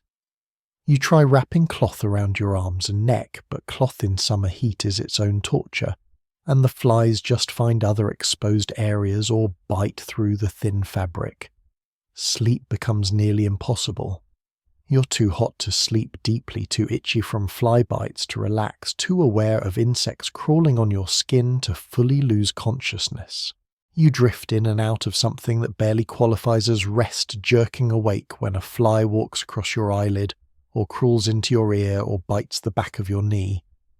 The other boys suffer identically. You can hear them shifting constantly, slapping at themselves, cursing in whispers that grow louder as the night progresses, and exhaustion erodes patience. The horses suffer worse. They can't swat flies from their own faces, can't cover their ears, can't escape the constant assault. Some nights they don't sleep at all, just stand in their stalls, stamping and swishing and occasionally kicking the walls in frustration. A sleep-deprived horse is a dangerous horse, irritable, unpredictable, likely to bite or kick with less provocation than usual. Working with them becomes riskier, every interaction carrying extra tension. Because the animals are as miserable as you are, historians still argue whether medieval people had access to insect repellents. There are recipes involving herbs and oils, concoctions that supposedly drove away flies. You've tried everything the other boys suggest. Rubbing pennyroyal on your skin, the flies don't care. Hanging bundles of tansy from the loft beams, marginally effective maybe, or maybe placebo. Sleeping with wormwood stuffed in your clothes, you smell terrible. The flies are unimpressed. Nothing works. The flies are implacable, numerous, beyond counting, apparently immune to medieval technology. Water becomes a different kind of problem. In winter, you worried about water freezing. In summer, you worry about water going stagnant, developing that green scummy surface breeding mosquitoes that add to the insect population. The horse troughs need changing twice daily instead of once, and hauling water in summer heat is its own special misery, sweating through your clothes, the sun beating down on the bailey, your head pounding from dehydration, You can't fully remedy because drinking means more trips to the well. The straw mites contract thousands of invisible creatures share your bed, biting and crawling, and you stop noticing after week 3, which might be surrender or adaptation, or possibly the early stages of some medieval disease that makes you too tired to care about minor discomforts, like being eaten alive by microscopic organisms. The mites were there from the beginning, you just didn't know it. Nobody warned you. Why would they? Straw mites are as inevitable as cold or hunger or the smell of manure. They're part of the ecosystem woven into the fabric of stable life, as thoroughly as the straw itself. You first become aware of them around day 4 when the itching starts. Not the sharp pain of fly bites or the localized irritation of flea attacks, this is different. Diffuse. Everywhere. A creeping, crawling sensation that makes your skin feel like it's moving, like something is walking across every inch of your body simultaneously. You scratch, which provides relief for maybe 3 seconds before the itching returns with reinforcements. You scratch harder, drawing blood, creating new wounds that will itch worse as they heal. It's a cycle with no exit. Martin explains it matter-of-factly when he catches you scratching yourself raw. Mites. They live in the straw. Get used to it. He shows you his own arms covered in tiny red dots, each one a bite mark so numerous they've merged into a continuous rash that covers his forearms from wrist to elbow. He's had this for 2 years. His body has reached some kind of equilibrium with the mites still biting, still itching, but at manageable levels that allow him to function without constantly wanting to tear his skin off. The mites themselves are invisible to your eye too small to see individually, though sometimes in bright sunlight you can see them as a faint dust cloud rising from disturbed straw. They're not actually insects. You'll learn years later if you survive long enough to learn anything. They're arachnids' 8-legged relatives of spiders and ticks. But medieval taxonomic knowledge doesn't distinguish, and honestly it doesn't matter. What matters is they bite, they itch, and they're everywhere. They concentrate in the straw, thriving in the warm, humid microclimate created by your body heat and breath. Every piece of straw probably hosts dozens of mites. Every night you sleep in a bed containing thousands or possibly millions of them. They crawl onto your skin bite to feed on dead skin cells or possibly your blood. The exact feeding mechanism is unclear and also irrelevant because the result is the same itching. Constant, maddening, sleep-disrupting itching that makes you want to scream. Except screaming would wake the other boys and wouldn't solve anything.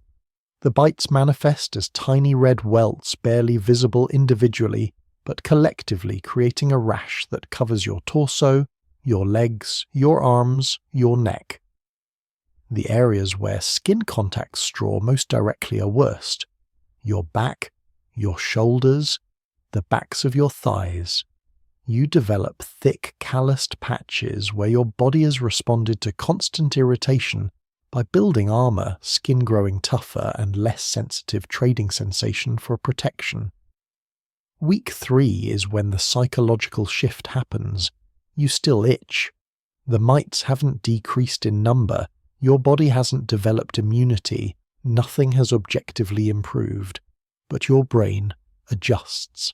It categorizes the itching as baseline normal rather than emergency stimulus. The sensation doesn't disappear, but it moves from foreground to background, from immediate problem requiring attention to ongoing condition requiring no action. You're still being bitten constantly. You just stop caring quite so much. This might be adaptation, the brain's impressive ability to habituate to constant stimuli, to filter out unchanging sensations and free up processing power for new threats. Or it might be surrender, the psychological equivalent of giving up accepting suffering as permanent and therefore not worth fighting.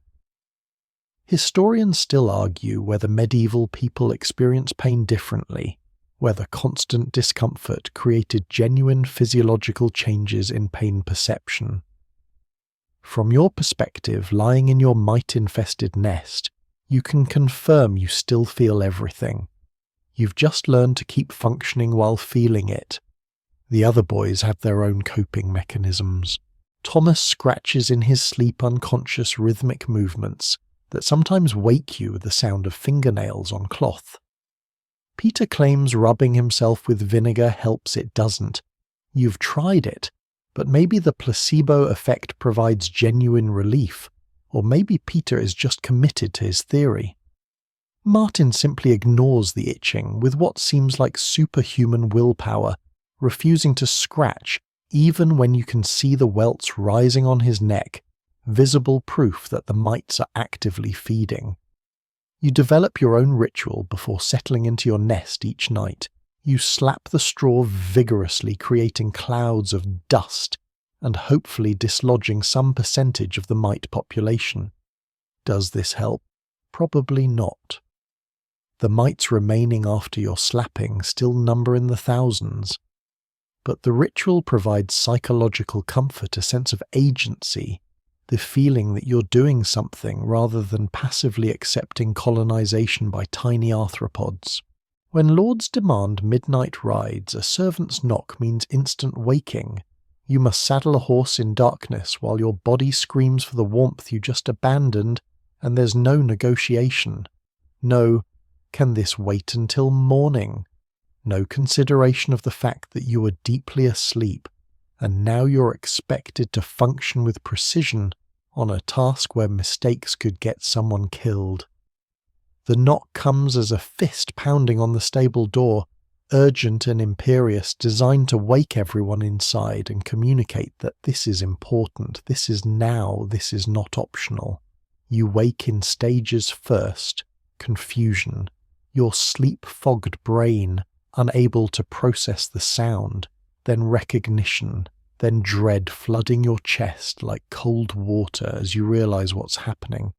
Someone needs a horse, immediately, which means you need to move, now.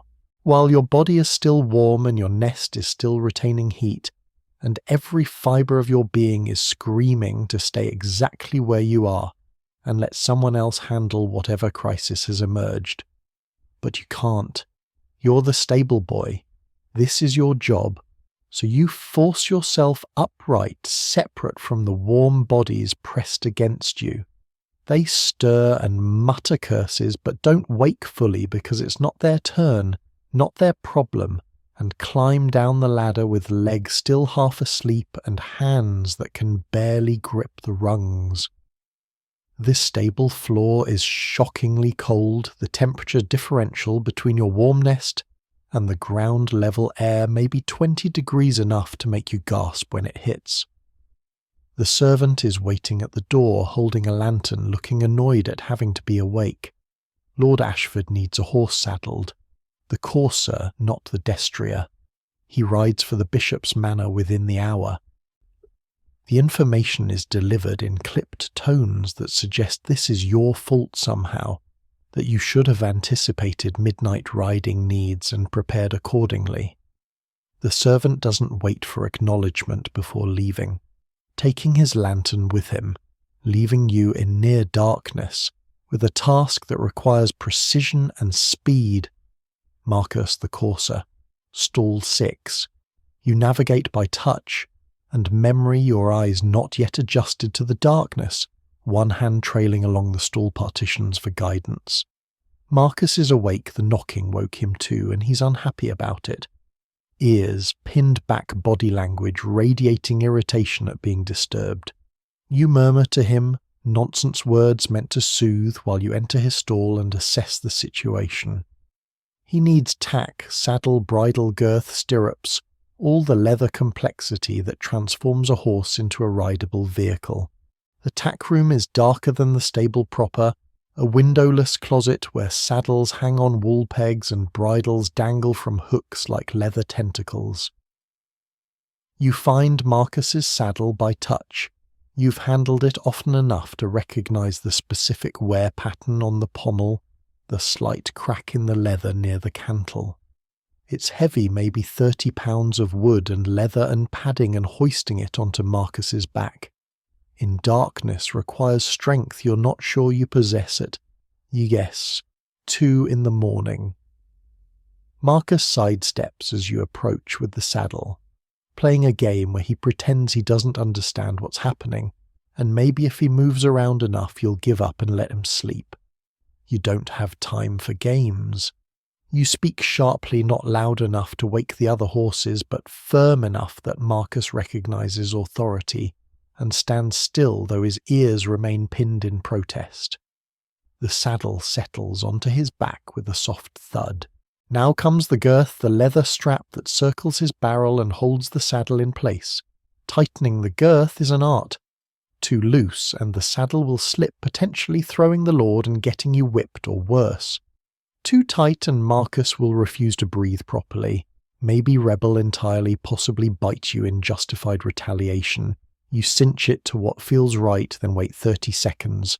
Horses inflate their bellies when first girthed, holding air to prevent tight strapping, then cinch it 1 notch tighter when Marcus exhales. He grunts in annoyance but accepts it.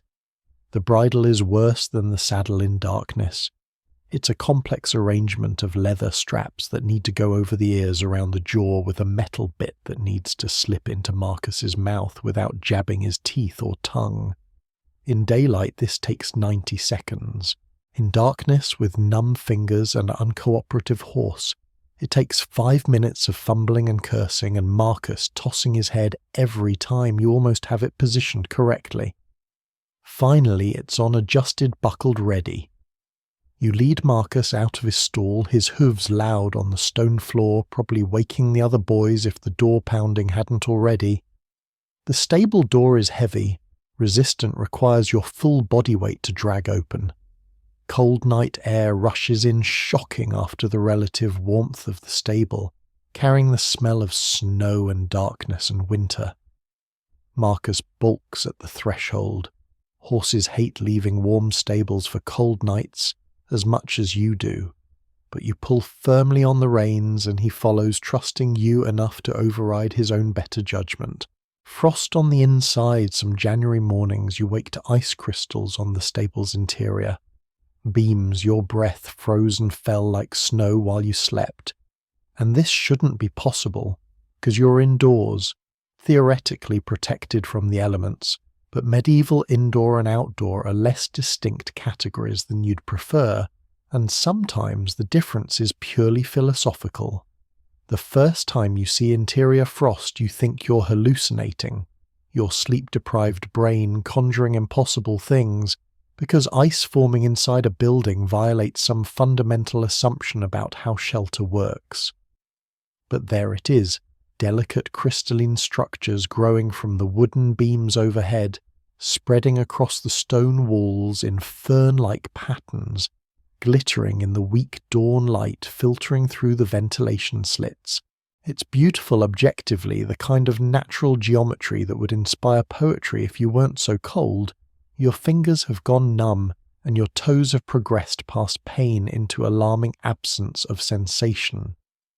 The frost forms because the stable's interior temperature, despite 12 horse furnaces and 4 human bodies, drops below freezing on the coldest nights. The stone walls, excellent at conducting cold inward, create surfaces cold enough that water vapour in the air, and there's plenty of it generated by breathing animals, condenses and immediately freezes.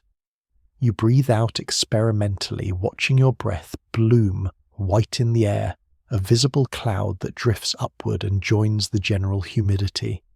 Each exhale contains moisture from your lungs. 12 horses breathing all night, 4 boys breathing all night, that's thousands of exhales, gallons of water vapour released into the enclosed space. In warmer weather, this moisture just makes the stable damp and unpleasant. In deep winter, when temperatures plummet and the stone walls radiate cold like inverted furnaces, the moisture freezes wherever it contacts sufficiently cold surfaces. The beams overhead are worse, they're wood, which doesn't conduct heat as well as stone, so they cool faster and more completely. By morning, they're rimed with frost-fuzzy white coatings that make them look like they've grown fur overnight. Sometimes the frost is thick enough that it falls when disturbed, drifting down in sparkly powder that melts when it contacts your relatively warmer skin. You've learned not to walk directly under the beams during morning tasks, because dislodging frost into your face is unpleasant, and also because if you're opening your mouth to yawn or speak when frost falls, you get a mouthful of ice crystals which taste like frozen dust and regret. The walls develop more elaborate frost patterns, fractals and flowers and geometric designs that would fascinate natural philosophers if any natural philosophers visited stables, which they don't because they're busy studying things that don't smell like horse manure. The frost follows the mortar lines between stones, traces the paths of maximum cold penetration, creates maps of thermal weakness in the stable structure. You can read the building's cold spots by studying the frost distribution heaviest near the door, thick around the ventilation slits, concentrated in corners where two exterior walls meet. Your own breath contributes to the frost economy. You wake with ice in your eyebrows, tiny crystals formed from the moisture in your breath, freezing on the hair closest to your face. Your wool cap pulled low over your ears has frost on its interior, where your scalp's warmth met the cap's cold outer layer and created a condensation zone. When you pull the cap off, the frost crumbles and falls, dusting your shoulders with white powder that would look festive if it didn't represent the very real possibility of freezing to death in your sleep. Sometimes your blanket of straw has frost on it, not the straw touching your body that stayed relatively warm through the night, but the outer layers, the exposed top surface that face the open air. The frost forms in the hours before dawn, the coldest part of the night, when even the horse's heat output can't prevent temperature from dropping to deadly levels. You wake up covered in a thin, sparkly coating, like you've been sugared and shaking the frost off before it melts and soaks. Your already damp clothes becomes part of your morning routine. The horses have frost too. Their breath condenses around their noses, freezing into white mustaches that make them look elderly and ridiculous. Their eyelashes collect frost-tiny ice beads strung along each hair like nature's jewelry. Some mornings there's frost on their blankets. The wealthier horses have wool blankets draped over their backs for extra warmth, and those blankets collect moisture and freeze just like everything else. The blankets stiffen when frozen, becoming heavy, inflexible shells that need to be removed and thawed by the brazier before they're usable again. The real danger is condensation forming on your skin and then freezing. This happens if you sweat during the night, maybe from being buried too deep in straw, and overheating, maybe from nightmares that make you thrash and elevate your heart rate, and then the sweat-dampened skin is exposed to the sub-freezing air. You've woken with frost on your neck, on your wrists, where your sleeves rode up once, on your lower back, where your tunic had twisted and exposed a strip of skin. The frost itself doesn't hurt, but the underlying cold does a deep ache that suggests your body is losing the thermal battle and needs intervention before things progress to frostbite. The promotion dream every stable boy fantasizes about, becoming a groom or page, sleeping in the castle proper, maybe near an actual fireplace, wearing clean clothes that don't smell like they've been marinating in horse urine for 6 months. The dream sustains you through the worst nights, the coldest mornings, the moments when you're so tired and miserable, you wonder if running away might be preferable to one more day of this existence. The dream says this is temporary, this is a stepping stone, endure now and escape later. Martin talks about it most openly. He's 15, been here 3 years, and he's convinced, absolutely certain, that the Master of Horse will promote him to groom by spring.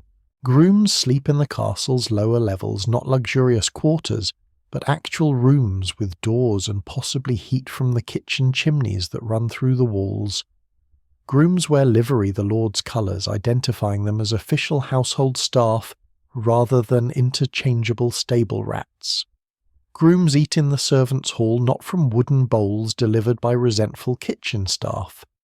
Grooms have status marginally enough to be addressed by name rather than "you boy." Martin's evidence for his impending promotion is thin. The Master of Horse once complimented his work with a destrier, which is less a promise and more a observation that Martin didn't completely fail at his job.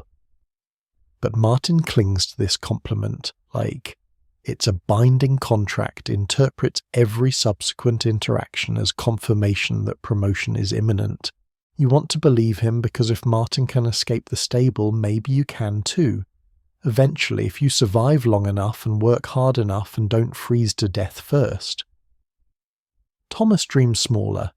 He doesn't aim for groom, he'd settle for page the lowest rung of castle household service. Pages run errands, carry messages, assist higher-ranking servants, and most importantly, they sleep indoors in actual beds. Not good beds, probably straw mattresses on wooden frames in crowded servant chambers, but beds, furniture designed for sleeping. The concept seems impossibly luxurious from the perspective of someone whose bed is literally loose straw on floorboards. Thomas talks about beds the way other people talk about treasure, with longing, with detailed fantasy descriptions of what it would feel like to sleep on something that doesn't scatter when you roll over. Peter's dream is weirdly specific. He wants to become an assistant to the castle's falconer, not because he's particularly interested in birds, but because he's heard the falconer's apprentice sleeps in the mews above the birds, and birds generate heat just like horses, but supposedly smell better. You're skeptical about the smell claim birds produce, copious amounts of shit probably comparable to horses on a pound-for-pound basis. But you don't challenge Peter's fantasy, because everyone's entitled to their own impossible hopes. Your own dream has evolved since arriving. Initially, you fantasized about escaping, entirely running away, returning to your village, accepting poverty over this cold misery. But you've realized that's not escape, that's just different suffering. Possibly worse suffering, because at least here you eat regularly and have a roof technically over your head. So now you dream about promotion too, though you're vague on the details because you don't know enough about castle hierarchy to construct a realistic fantasy. What you dream about most concretely is warmth. Not wealth, not status, not even food, just warmth. You fantasize about sleeping near a fireplace, feeling heat on your skin, waking up without numb fingers and toes. You imagine a life where cold is a temporary condition, rather than a permanent state where you choose to go outside into winter, rather than being forced to exist in it constantly. The dream is so vivid, you can almost feel it, phantom warmth, spreading across your back, imaginary heat, thawing your perpetually frozen core. The castle proper seems impossibly distant, even though it's literally overhead, just up the stone stairs that lead from the stable to the bailey, and then through doors you're not permitted to enter without specific errands. You've glimpsed the interior a few times, once when delivering a message from the Master of Horse to the steward, once when helping carry supplies. The contrast is shocking. Tapestries on walls, rushes on floors mixed with herbs that actually smell, pleasant braziers and fireplaces generating real heat. People wearing clothes that fit and look clean. The people inside move differently than stable people. They walk upright instead of hunched against cold, speak in normal tones instead of the mumbled minimalism of people trying to conserve breath and heat. They look comfortable, not happy. Necessarily, servants aren't particularly happy anywhere, but comfortable in a way that suggests their basic survival needs are being met without constant, desperate effort. You watch them and feel the gap, not just physical distance, but the social chasm between someone who sleeps in the castle and someone who sleeps in straw above horses. Historians still argue whether medieval social mobility was possible, whether a stableboy could realistically advance to higher positions, or whether the class structure was too rigid to permit movement. From your perspective, lying in your frozen nest, the answer seems obvious. Theoretically possible, practically unlikely. Martin might become a groom, or he might spend 10 years in the stable and then die of lung fever, which is statistically more probable, given medieval mortality rates among the poor. How experienced boys optimize veterans' no tricks that make the difference between surviving winter and becoming a cautionary story whispered between new arrivals, and these tricks aren't written down anywhere or formally taught, because medieval knowledge transmission happens through observation and occasionally through grudging advice when an older boy decides you're worth keeping alive. The learning curve is steep and the penalty for ignorance is suffering, but if you pay attention and ask questions carefully and don't annoy the veterans too much, you accumulate survival techniques that transform you from helpless victim into semi-competent survivor. Which horses run hottest is fundamental knowledge.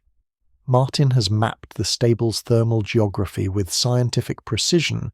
Goliath generates the most heat, followed by Thunder and Marcus, then the mid-tier coursers, with the smaller palfreys producing noticeably less warmth. This hierarchy matters when claiming sleeping positions. Martin secured his spot above the hottest horses through seniority and willingness to fight for it. When old Starlight died and his stall became available for a new horse, Martin lobbied the master of horse to place a large destrier there, rather than a smaller animal explicitly to maximize loft temperature. It worked. The new horse is Brutus, enormous and hot-blooded, and the section of loft above his stall is now contested territory. Straw weaving is an art the veterans have perfected. You thought straw was just straw loose stems piled randomly. Wrong. Thomas showed you how to weave it, actually weave it like basket making, creating structured mats that insulate better than loose piles. You take a bundle of straw, maybe 30 stems, and fold them over each other in overlapping patterns, creating a dense felted sheet that traps air more efficiently. These woven mats become your base layer, preventing cold from rising through the loft floor gaps, adding maybe 2 or 3 degrees of warmth to your microclimate. The weaving takes 20 minutes nightly, which seems like wasted time until you experience the difference and realize those 20 minutes buy you hours of better sleep. Heat bleed points are another veteran obsession.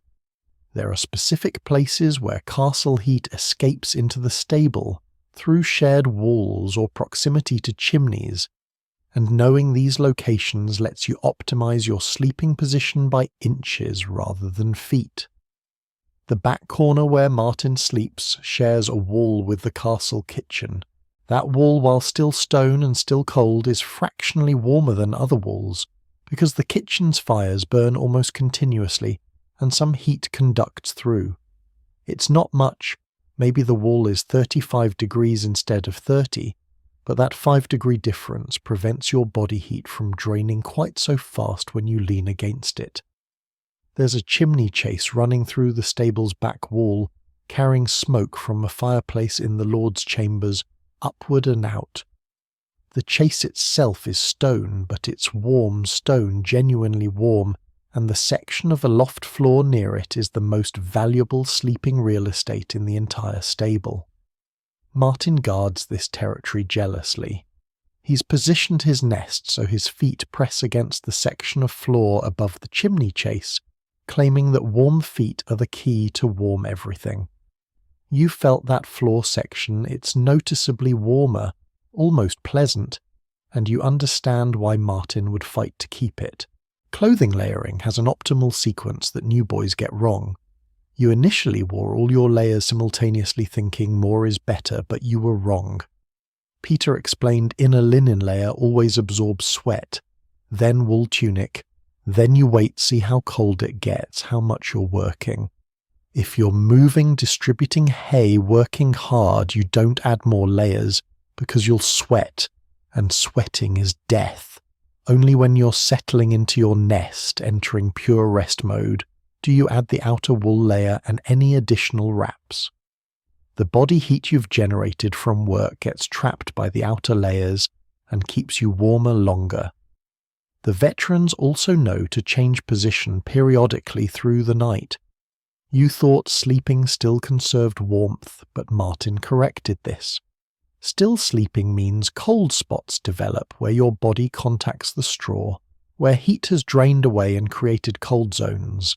Every hour or so you don't track time precisely, but whenever you naturally wake, you shift position, roll over, expose different body surfaces to the straw. Give the cold spots time to warm up again. It's counterintuitive. Seems like it would wake you up completely, but it actually improves overall sleep quality by preventing the deep bone cold that develops from lying motionless. Breathing technique matters. Thomas taught you to breathe through your nose when possible, letting your nasal passages warm the air before it enters your lungs. Mouth breathing brings cold air directly into your chest, lowering your core temperature incrementally but cumulatively over hours. On the coldest nights, Thomas pulls his tunic up over his mouth, creating a pocket of trapped air that pre-warms each breath. You tried this and felt claustrophobic, but Thomas swears it makes a difference, and his survival records suggest he knows what he's doing. The ones who don't survive, not every stable boy lives to become a groom, and some freeze, some sicken, some simply vanish into winter and become cautionary whispers that the veterans share in low voices. When they think you're asleep but you're not, you're listening, learning which mistakes are fatal and which are merely miserable. The stable has claimed boys before you and will claim boys after you, and pretending otherwise is comforting but dishonest. And medieval life doesn't reward dishonesty about mortality. Geoffrey arrived 2 months before you, a boy of maybe 9 with red hair and a persistent cough that never quite went away. He slept in the corner you now occupy, built his nest the same way you do, ate the same cold pottage, performed the same duties. His cough worsened through November wet and rattling, the kind that makes you wince in sympathy when you hear it. The master of horse noticed but did nothing, because what could he do? Stable boys who can't work don't eat, and Geoffrey could still work mostly between coughing fits that doubled him over and left him spitting into the straw. December killed him. The cough settled into his lungs, became something worse, something that made breathing sound like work rather than an automatic function. He developed a fever that made him radiate heat like a sick horse. Thomas, sleeping next to him, said Geoffrey was like lying next to a furnace burning up from the inside.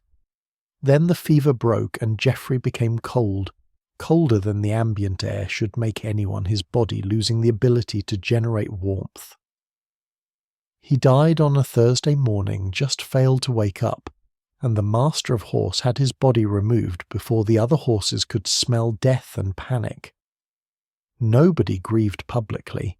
There was no funeral, no ceremony, no acknowledgement beyond Martin quietly redistributing Geoffrey's sleeping space and his meagre possessions, a wooden spoon, a leather strip he'd used as a belt, nothing else. You inherited his corner. You sleep where Geoffrey died, which should bother you more than it does, but medieval life doesn't permit squeamishness about death proximity. People die. Spaces get reused. That's just how it works.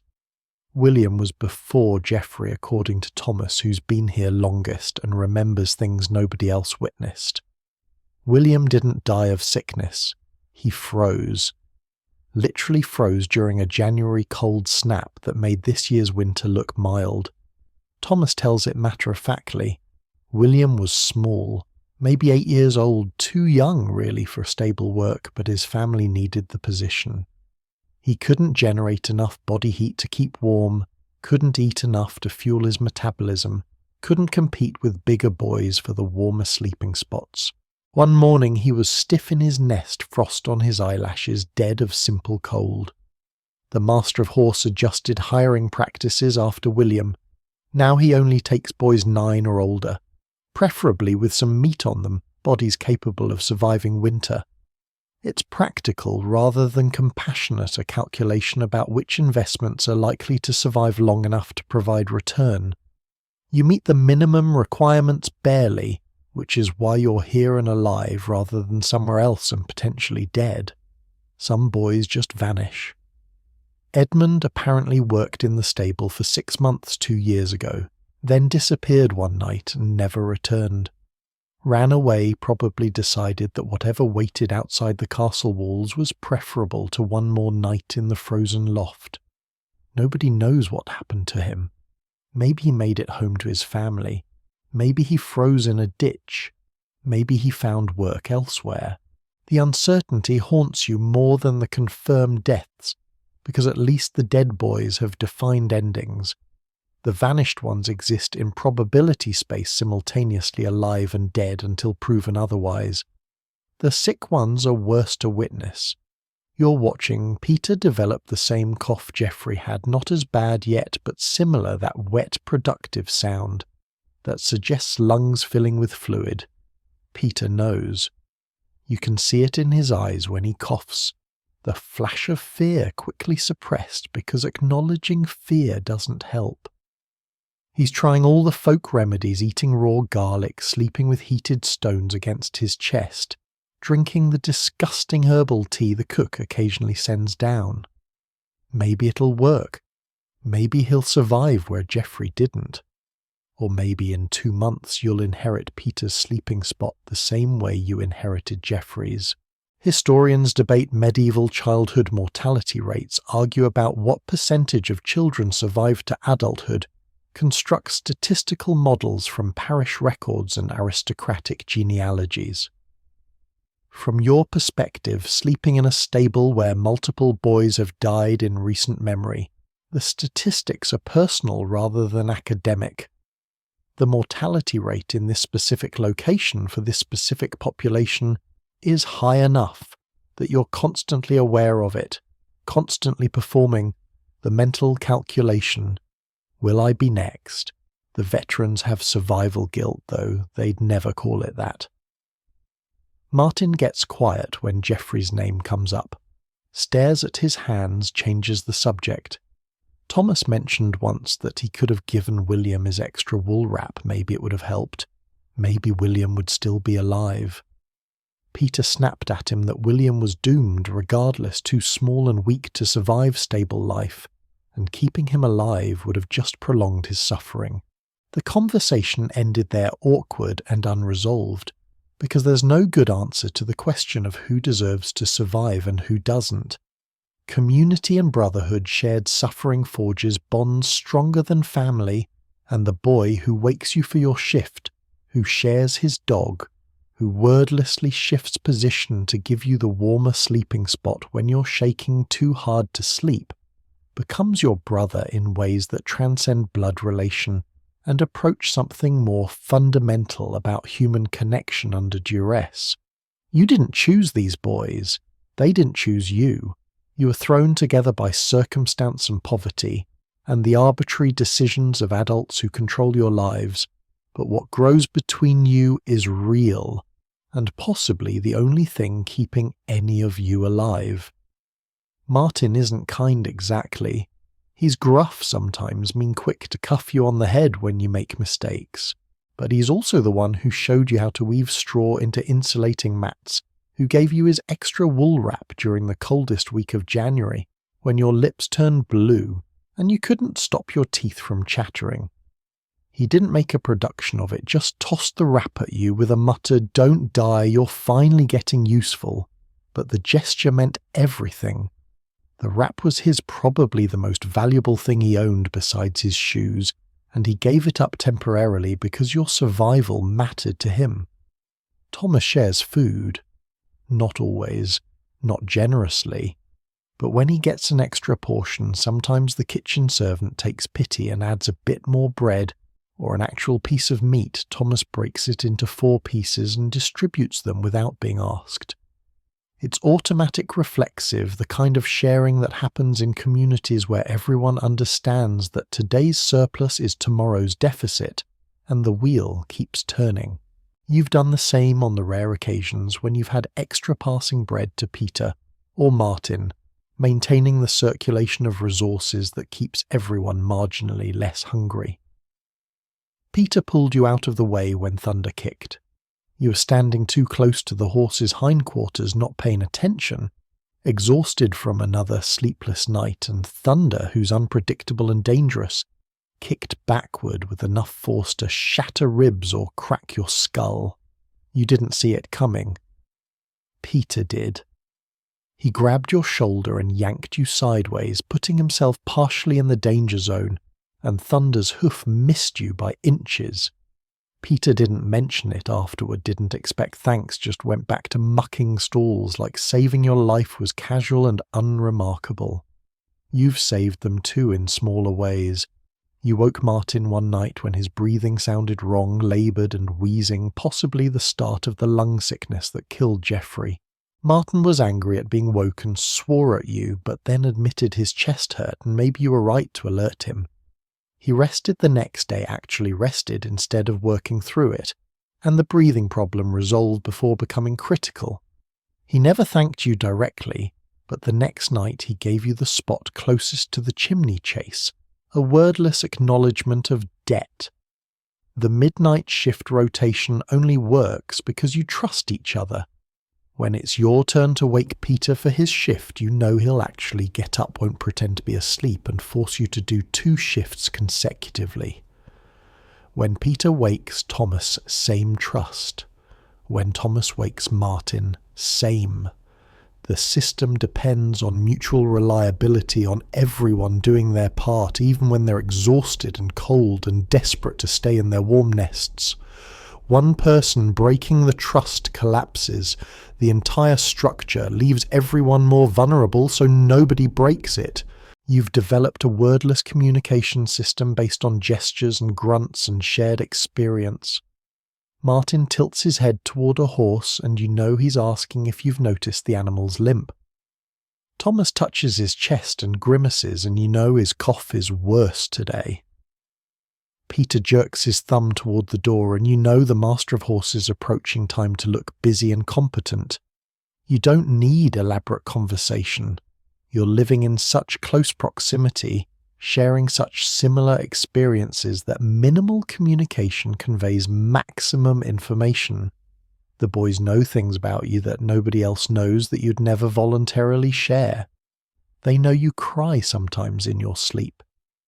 Thomas mentioned it once, not mockingly, just observing that you whimper and make distressed sounds during nightmares. They know you're afraid of Thunder, give that horse wider berth than necessary, flinch when he moves suddenly. They know you hoard food, hiding crusts of bread in your straw nest because some scarcity anxiety makes you unable to eat everything immediately, even when you're hungry. You know things about them too. Martin wets himself occasionally during sleep.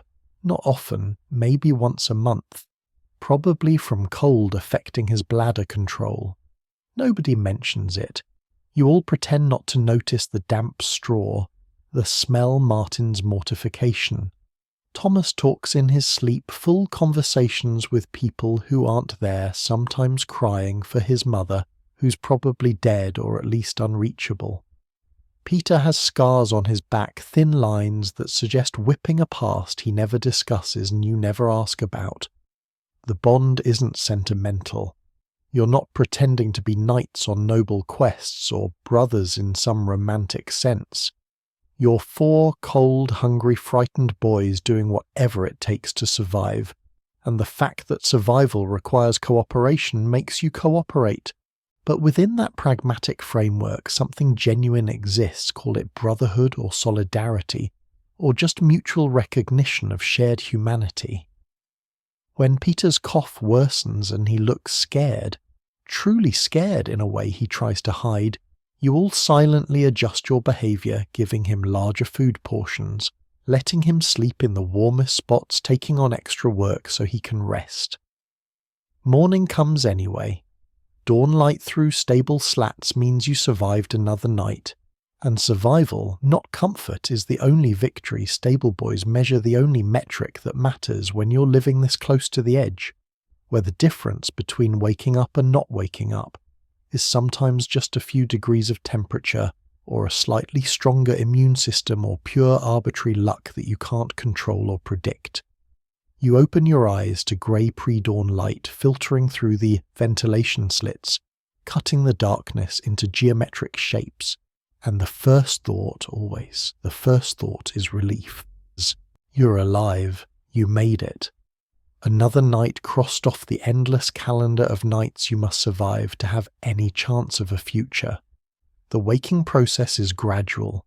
First, you become aware of your body, the ache in your hip from lying on adequately padded wood, the stiffness in your neck from sleeping at an awkward angle, the deep cold in your fingers and toes that never quite goes away even during sleep. Then you become aware of sounds, horses already awake and chewing their jaws, grinding in that familiar rhythm that means everything is normal. Martin's snoring has stopped, which means he's awake too. Probably has been for a few minutes, lying still and gathering the willpower to leave his warm nest. You don't want to move.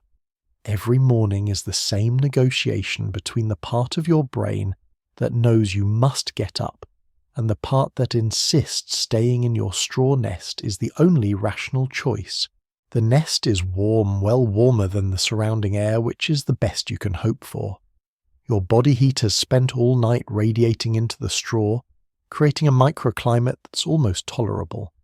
Leaving means abandoning that warmth, exposing yourself to the stable's ambient cold, beginning another day of labour and discomfort and hunger that will only end when you can return to this exact spot tonight. But you move anyway, because that's what survivors do. They get up, they perform their duties, they keep going even when every physical sensation argues for surrender. You sit up slowly, feeling cold air hit your face, your chest, your arms. The temperature differential makes you gasp. Your nest was maybe 50 degrees, the loft air is maybe 35, and the 15-degree drop feels catastrophic. You see your breath watch it, cloud white in the dim light, adding to the general humidity that will eventually condense as frost on the beams. Around you, the other boys are waking too. Thomas stretches joints, popping audibly, and curses in a whisper that's more ritual than genuine anger. Peter coughs that wet, concerning cough and spits into the straw, examining the result in the poor light to assess whether he's getting worse. Martin is already on his feet, moving with the brisk efficiency of someone who's done this 1,000 times and will do it 1,000 more, assuming he survives. The horses know the routine. They're shifting in their stalls, expectant, aware that dawn means feeding. Goliath whinnies softly, a sound that's almost polite but contains an edge of impatience. Thunder stamps once, twice, his hooves loud against stone. The stable is waking with you, the entire ecosystem transitioning from night mode to day mode, and you're part of that transition whether you feel ready or not. You climb down the ladder carefully, always carefully, because rushing leads to slipping, and slipping leads to falling, and falling could mean broken bones or worse. Your feet contact the stable floor, and the cold hits through your thin leather shoes, sharp and immediate. The floor is colder than the loft by a solid 10 degrees cold air, having pooled here overnight like invisible water. You hop from foot to foot, trying to minimize contact time, generating movement to create warmth. The brazier has burned down to ash and a few dim coals. Your first task is reviving it, adding coal, encouraging the embers, creating enough heat to take the killing edge off the stable's temperature. Not warmth exactly, but the absence of deadly cold.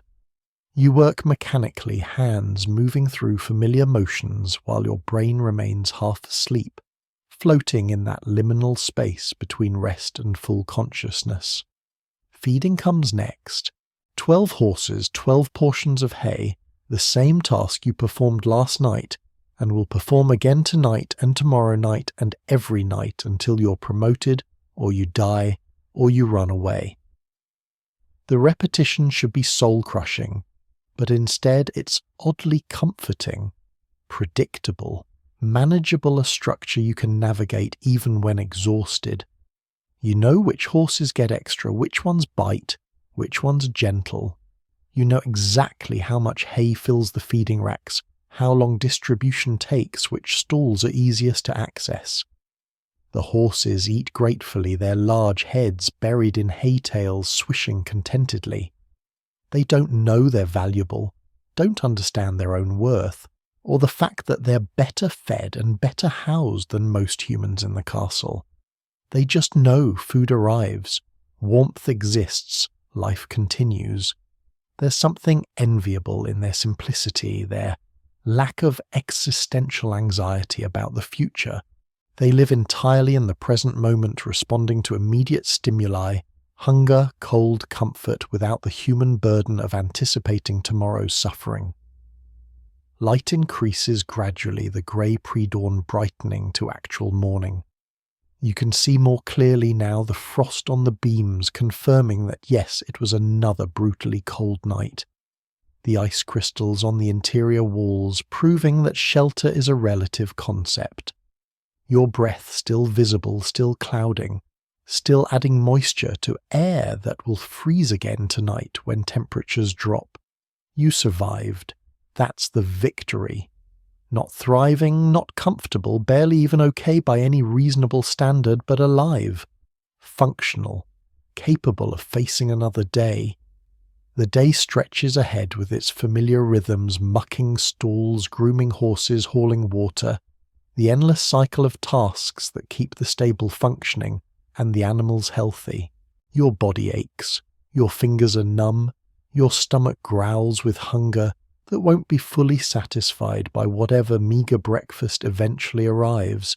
But you're here, you're breathing, your heart is beating, pumping blood through veins that haven't frozen solid despite temperatures that tried their best. Martin catches your eye across the stable and nods a small gesture barely noticeable, but it contains acknowledgement. We made it. Another night down.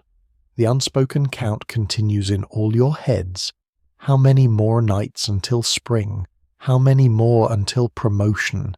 How many more until anything changes? The castle above you is waking too. You hear footsteps, voices, the sounds of a household stirring. People up there are complaining about the cold, probably wrapping themselves in wool cloaks and standing near fireplaces, their suffering real to them, even if it's luxury from your perspective. You don't resent them exactly. You're too tired for resentment. You just exist parallel to them in the same physical space but utterly different experiential worlds. Patch appears from wherever he spent the night, probably the kitchen, stealing scraps and warmth from the cook's fires. He trots over to you, tail wagging slightly, and presses his warm flank against your leg. You reach down and scratch behind his ears, feeling the coarse fur, the solid reality of a living creature who chose to be near you. He'll follow you through the morning tasks, then disappear again on his own mysterious dog business, then return tonight to burrow into your straw, and provide his BTUs in exchange for whatever scraps you can offer. The master of horse will arrive soon for his morning inspection. You need to look busy, competent, like everything is under control, and the horses are receiving excellent care from dedicated stableboys, rather than exhausted children who are barely holding themselves together. You straighten your posture, shake off the lingering sleepiness, adopt the expression of alert readiness that authority figures expect. But for just this moment before the day's demands fully crystallize, you stand in the stable's dim light and let yourself feel the simple animal satisfaction of survival. You're cold, yes. Hungry, yes. Uncomfortable in every possible way. But you're here. You made it through the darkness to see another dawn. And tonight, when darkness falls again and cold seeps back into the stone walls and you climb into your straw nest to face another battle with winter, you'll do it again. 'Cause that's what stableboys do. You endure, you survive. You wake up the next morning and measure that waking as victory. The stable breathes around you, horses, boys, dogs, all the living things that share this space and depend on each other in ways both obvious and subtle. The community of survival, the brotherhood of cold, the shared understanding that comfort is a luxury, but warmth, even the smallest amount, is worth fighting for night after night after night. Morning light strengthens, chasing shadows into corners, illuminating frost that will melt in a few hours and reform tonight when the cycle begins again. The eternal rhythm of days and nights, warmth and cold, sleeping and waking. You survived. That's enough. That has to be enough. Because morning comes anyway, whether you're ready or not, and the only choice is whether you'll meet it standing, or whether you'll let it find you still lying in your straw, defeated before the day begins. You're standing. You're here. You made it. And tomorrow morning you'll do it all again. The fire in the brazier glows softly, now coals catching and spreading warmth that will make the stable bearable for a few hours. Outside, beyond the thick stone walls, the world continues, seasons turning years, passing history unfolding in ways you'll never know or understand. But here in this moment, in this stable, you have everything that matters. Breath in your lungs, blood in your veins, brothers beside you, and the quiet knowledge that you're stronger than you knew. Sleep will come again tonight. The cold will return. The struggle will continue. But you've learned the secret that all survivors know: morning always comes. Always. No matter how dark the night, no matter how deep the cold dawn arrives, with its grey light, and its gift of another day. Rest now, knowing you fought well. Close your eyes to this story, let it drift into the comfortable space between memory and dream. The stableboys of medieval England are long gone. Their struggles ended, their stories mostly forgotten, except in fragments like this. Moments of survival, warmth, shared brotherhood, forged in the coldest nights. They made it through. Many of them, not all but many, and so will you, whatever your own battles might be. The story ends here. See you in the next video. Good night.